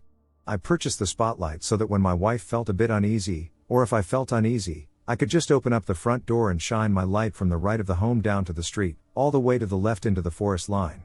Occasionally I would see deer in my yard, but never on the hill, not sure if the incline is what kept them off of the hill. I had a friend over on this specific night. Since we all lived so far away from each other and the roads were rough, my buddy would just stay the night at my place and play video games with me or whatever we were doing that day. I'd like to note that we were totally sober. He used to be an alcoholic, so we didn't drink and we didn't use drugs. We both went outside so he could have a cigarette and I could do my perimeter check. My porch light would allow me to see on the porch and a bit in the yard, but I couldn't see anything else around my house with it. Totally pitch black. I pulled out the spotlight, scanned the hill to the flat on the start of the left side, and started to pan further left slowly. My friend was watching with me as well because, well, there was nothing else going on at the time. As I panned, I moved my spotlight to where the open land on the incline ended and the woods began. I panned about 30 feet to the left slowly, and we both saw a pair of eyes. For those of you who haven't witnessed the shining light on a pair of animal eyes at night, they glow. The eyes were behind a bit of bush. Not far enough where we couldn't see the eyes, but far enough that it cast a shadow, so I couldn't see the full picture of what it was. The eyes were higher off the ground than a deer, and the eyes had a shade of blue and brown in the reflection. If it were a deer, the deer would have been on its hind legs, standing. We shined the light at it for a few seconds, and it turned and ran away swiftly into the woods without making a lot of noise. It didn't go straight up the hill, it veered to the left into the woods while also going up the hill. There were sight breaks in the leaves as it was running away, where my light would break through and catch a glimpse of its body, and it seemed skinny and dark. I only had maybe 2 of these glimpses for less than a second each. I had never seen anything like it. My friend asked me, "Did you see what I saw?" My reply was, "I have no idea what that could have been." The first thing that comes to mind is a bear, but bears aren't as majestic when startled. They make a ton of noise if they are in a sprint, hitting tree limbs and crunching leaves loudly. This thing seemed to move quicker than a bear and was much quieter, and from the slight glances I had, it was much skinnier than a bear. It sounded like a deer on 2 legs. I'm not much into superstition, but my wife claims that every time she went near the glass door facing the hill where the creature was, she would feel like she was being watched. On a side note, when we did leave a few months after this had happened, I gave the keys to a family member to keep watch of the place and to check it occasionally. When he went to check, he recorded the inside of the home. The front door was open with no forced entry, the entire house had been torn to pieces. The fireplace was ripped out of the wall, my entire oven was pulled on its front, and any furniture in the house had been moved or turned over. The place was pretty much ruined. Nothing was stolen. No copper, no equipment, no appliances. I'm not saying it was anything or anyone, I'm just stating my perspective and the facts. We haven't been back in 3 years. I saw something in the woods that changed me. This happened to me a good few years ago. I would have been around 20, I'm 25 now. I have decided to write down what happened to me, though it pains me to do it, as a kind of therapy. To get it down, release it from inside me, and share it with someone else. Anyone willing to piece this together and make sense of what happened would help me greatly, and maybe then I could sleep. I'm Cornish, which means little to most of the world, and sometimes even people from England have a hard time knowing where it is on the map. For those that don't know, Cornwall is the most southern part of the UK, right on the little tail at the bottom, far, far away from the civilized heartland. Me and my friends grew up in a town called Falmouth, maybe some art students know the place. Anyway, this happened on a small piece of land that rested against the River Helford. My friend Ben, endearingly nicknamed the curly-haired twat for reasons that would become apparent if you were to ever meet the guy, had a dad who owned the land, so obviously we called it Ben's land. It was the perfect place for parties, we would drive there, get ducked up, and sleep the night in tents and whatnot. That particular night was around October, the spooky month, and also the month of shrooms. My friend Boris lived on some land near a village called Constantine. Having nothing to do in the country, we would go and make a day of picking shrooms in some fields near him. That night on Ben's land, I remember Boris as we sat around a bonfire, the lines in his grinning farmer's face illuminated by licking flames as he stirred dried shrooms in a jar of honey, his cauldron. He was a shaman, and as we ate a spoonful of his concoction from his dirty, fat finger, we each felt like we were taking part in a ritual older than history. The tide was in, and I think it was Michael's idea that we should go for a canoe. We had all sucked the mana from the idol's finger and drank enough beer deluxe to kill a horse. It tasted like piss, but you could buy a crate of 20 beer deluxe for $5 back then. So immediately, and rather stupidly, we all agreed to go for a row. It was around midday, and the weather was gray and drizzly. We dragged the broken canoes out from where Ben's dad kept them under an old sail and brought them down to the small granite dock. We stripped to our boxers and went out into the Helford. I doubt anyone reading this has seen it, but the Helford River is a creepy place, all quiet and still dreamlike. On its banks, skeleton trees dip rotten roots into the stagnant water like an old man's fingers. Their branches, laden with blisters of crows' nests, are veins that spread into the gray blanket of clouds. Swans, herons, and grebes peck at the weeds and small crabs that crawl out of the gray mud that reeks of sulfur. Our moods were high as we skated our canoes across the rippling black mirror of water, and we laughed as we slung little bottles of beer to each other and whistled the dueling banjo tune from Deliverance. We were so young then, so full of life, that it was inconceivable in our minds that we would ever grow old and decrepit. We were immortal and impervious, nothing would ever hurt us. The shrooms were doing their work, the black tree veins were crawling into the white sky, and the beer deluxe I had been pouring down my gullet had swollen my bladder like a balloon. "Air," I called to my friends that were splashing each other with their oars, "I'm going over to that bank for a quick piss a minute." "Right on, pard," they called back. "I'll catch up with you directly." I beached my canoe and jumped into the shallow water, the sharp little stones and jagged rocks hurting my cold feet and the mud squelching through my toes. Perched on a gnarled branch was a large crow with hints of green glimmering in its black feathers. It regarded me nonchalantly as I tiptoed across the small beach and into the eaves of the trees. I relieved myself with a groan against a mossy tree, and then something caught my eye. A little deeper into the trees, I saw something that looked eerily out of place. I went a bit closer to get a better look, and I was a little bewildered when I realized what they were. Standing stones were carved from granite by an ancient people from a lost time. Now I've seen a few standing stones in Cornwall, Men and Tolup near Madron, the Merry Maidens of Bowley, also called Don's Mean, the Megalith Lanyon Coit, and the Trippet Stones in Bodmin Moor, to name a few. But there have never been any standing stones recorded anywhere near the Helford River. I now look at 3 of these stones, maybe about 4 feet in height. Rough granite is dusted with green-gray lichen. Their placement made a triangle in the mossy earth, and in the center, there was a small hawthorn tree, at least I thought it was a hawthorn. I don't know how to describe it, the small, gnarled tree somehow seemed alien and just wrong and offensive. Curiosity got the better of me, and I touched it, and as inebriated as I was, I snapped one of its thorny branches. "Oops," I said, and I swung around to swagger back to the bank in my canoe. But there was no bank and no canoe. All that lay before me was an endless stretch of woodland, filled with squat, leprous trees that leered over me and thrust their accusing branches at me. A flicker of panic burst into my heart and shot through my limbs like electricity. I was lost. Oh shit. I began to quickly pace in the direction of where I thought the bank was. I know you're supposed to stay put in situations like this, but I was wasted. I was wearing nothing but boxers drenched in river water, and I was scared. I wanted to get back to my friends. It was quickly getting darker. The shadowy places in the woods were swelling and overflowing. I looked up for a second and saw that the canopy of tree branches, so much like veins, was growing and twisting, intertwining and knitting together, so the gray sky was slowly winking away. That's when I began to run. I didn't care about shredding my feet on the rocks and roots that jutted from the earth. I didn't care about the tree branches clawing at my bare body. I just wanted to get back to my friends, or anyone, really. Safety in numbers, I suppose. The woods were getting darker. "Hello?" said a voice. Young, or maybe a woman. "Hello," I blurted, my lungs gasping at the chance of salvation. I stopped dead in my tracks. "Where are you?" "I'm over here." "Are you lost?" "Where?" "I can't see you." "Over here." It was very dark by then, and the branches above me seemed to have closed shut, trapping me. I peered around, trying to pinpoint the direction of the voice. I saw something ahead, partly hidden by the black silhouettes of emaciated trees. A person? It was hard to see. It was waving, beckoning me over. As I made my way toward the figure, it shifted away, and I lost sight of it. Don't move. I was desperate. I can't see you. I was pleading. Just follow the sound of my voice. I obeyed. I ran toward where I thought the voice was coming from.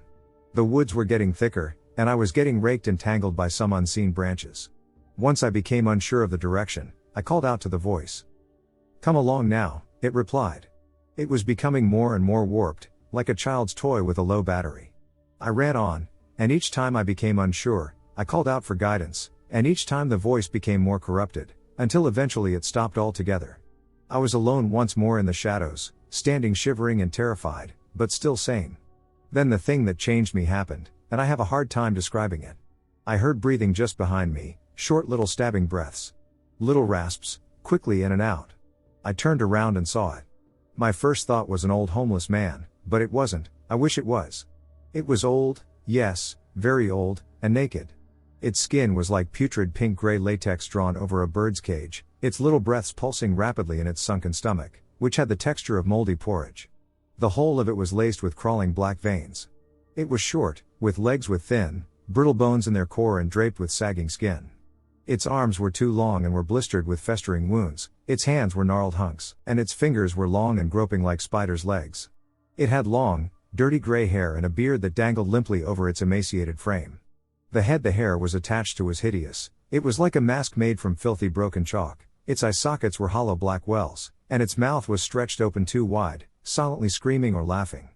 But what really disgusted me, terrified me, and outright offended me was what it had perched on the top of its head. A little pointy red hat. I remember thinking incoherently, and the cherry on top. I was frozen with fear, true, ultimate fear, the kind that changes a person. Then it lunged at me. I braced for death, or whatever unconceivable thing it might do to me. At the time death seemed like my best option. Though part of me died that day, I did not. There was a swift swoosh of air, and suddenly there was a crow flapping in the creature's face, clawing at its gaunt cheeks and pecking at its hollow eyes. For a moment, the bird turned to me and spoke. Its voice was that of a demon. Run, boy. And I did. I ran fast. Somehow, I found the edge of the woods, a gray sky coming in beams through the branches above. I fell to the bank, utterly exhausted. I remember the feeling of river water lapping at my feet. Although it's blurry, I remember someone standing over me. It was a man in a long black robe, but his head was that of a crow's. As he stood over me, he took the crow's head off, only wearing a mask.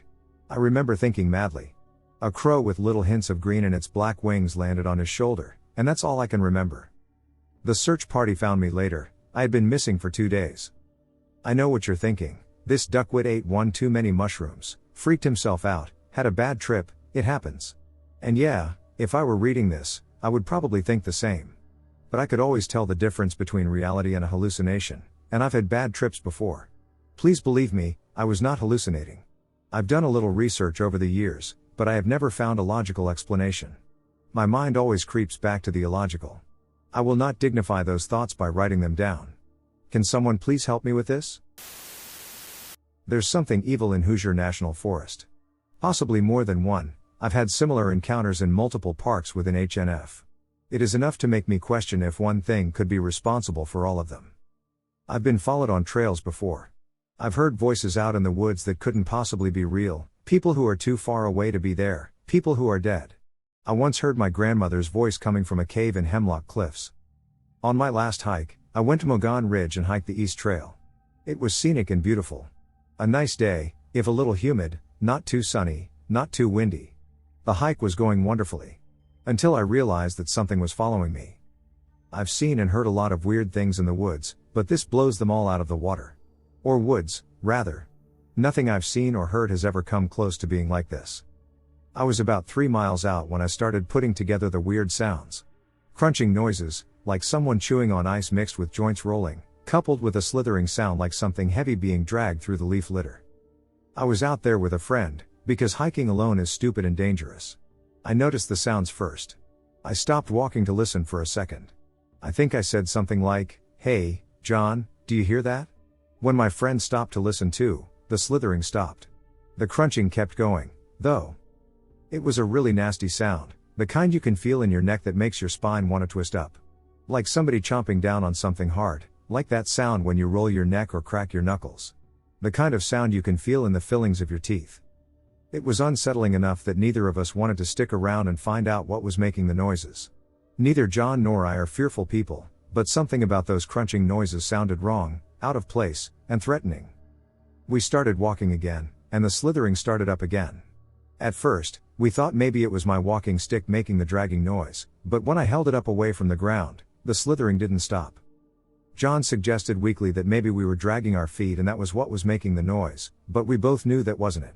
The trail was too steep and too rocky to drag your feet on. Our next guess was a snake, but snakes in Indiana don't get big enough to make dragging sounds like whatever was making that creepy slithering sound. That was about when we started to hear the heavy breathing, like somebody behind us was panting down our necks. Once that started up, we really began shitting ourselves with fear. Because black bears have been sighted recently in Harrison County, a stone's throw from Perry County, where Mogon Ridge is, we were certain that any second a bear was going to jump out of a stand of trees and eat us both alive, until the whispering started. At that moment, we knew it was not a bear. Bears do not whisper. Nothing in the woods whispers. Not even mockingbirds. That just made it so much worse. Because whatever was breathing down our necks, whatever was crunching and slithering behind us, it was speaking, and it knew our names. John, John. Ash, Ash. John, John, John, Ash, Ash, Ash. Look at me, John. Look at me. Ash, look at me. Turn around, turn around, turn around. Look at me. And all the while it whispered, the chomping sounds continued. I began to fear that those sounds were chewing on the bones of the last hiker to come through here. I braved a glance over at John, and John braved a glance over at me, and there were tears running down his face like the Ohio River was flowing out of his eyeballs. I can only assume the same look of terror and despair was etched into my own face. I wanted nothing more than to run away, run all the way to the end of the trail, get in the car, and never, ever come back here. To never go within 10 feet of another tree ever again. But the hill we were climbing was too steep to run up. I could only walk slowly up the hill, this thing behind me all the while whispering to me and saying my name. I don't know how long it went on, hours, maybe? It felt like days. We ran whenever we could. Wherever the ground was flat enough, we ran. But no matter how fast we went, we could never seem to outrun it. It was always right behind us, whispering in our ears. Ash, Ash, Ash, such a waste of talent, such a waste of potential. Will your parents miss you when I've stripped the skin from your flesh? Will they notice you're gone when I've sucked the marrow from your bones? I thought the nightmare would never end. I thought I'd die on that trail. My bones were picked clean and scattered among the rocks, no one would ever know where I'd gone. I dragged my friend to death alongside me. I've never run so fast as I did when I realized the trail had begun to loop back around to the trailhead and that I was almost to the car, with only a quarter mile more to go. I don't remember falling, I only remember something grabbing my ankle and pulling me down, dragging me backwards. The sound of my own screams rings in my ears. John screaming. John pulled on my arm, dragging me out of the creature's grip. I crawled up the last hill on my hands and knees, rocks slicing into my skin. Screaming. And then light. The parking lot. John pulled me back to my feet, running to the car. As we pulled out of the parking lot, tires screeching, I looked back, and I saw it.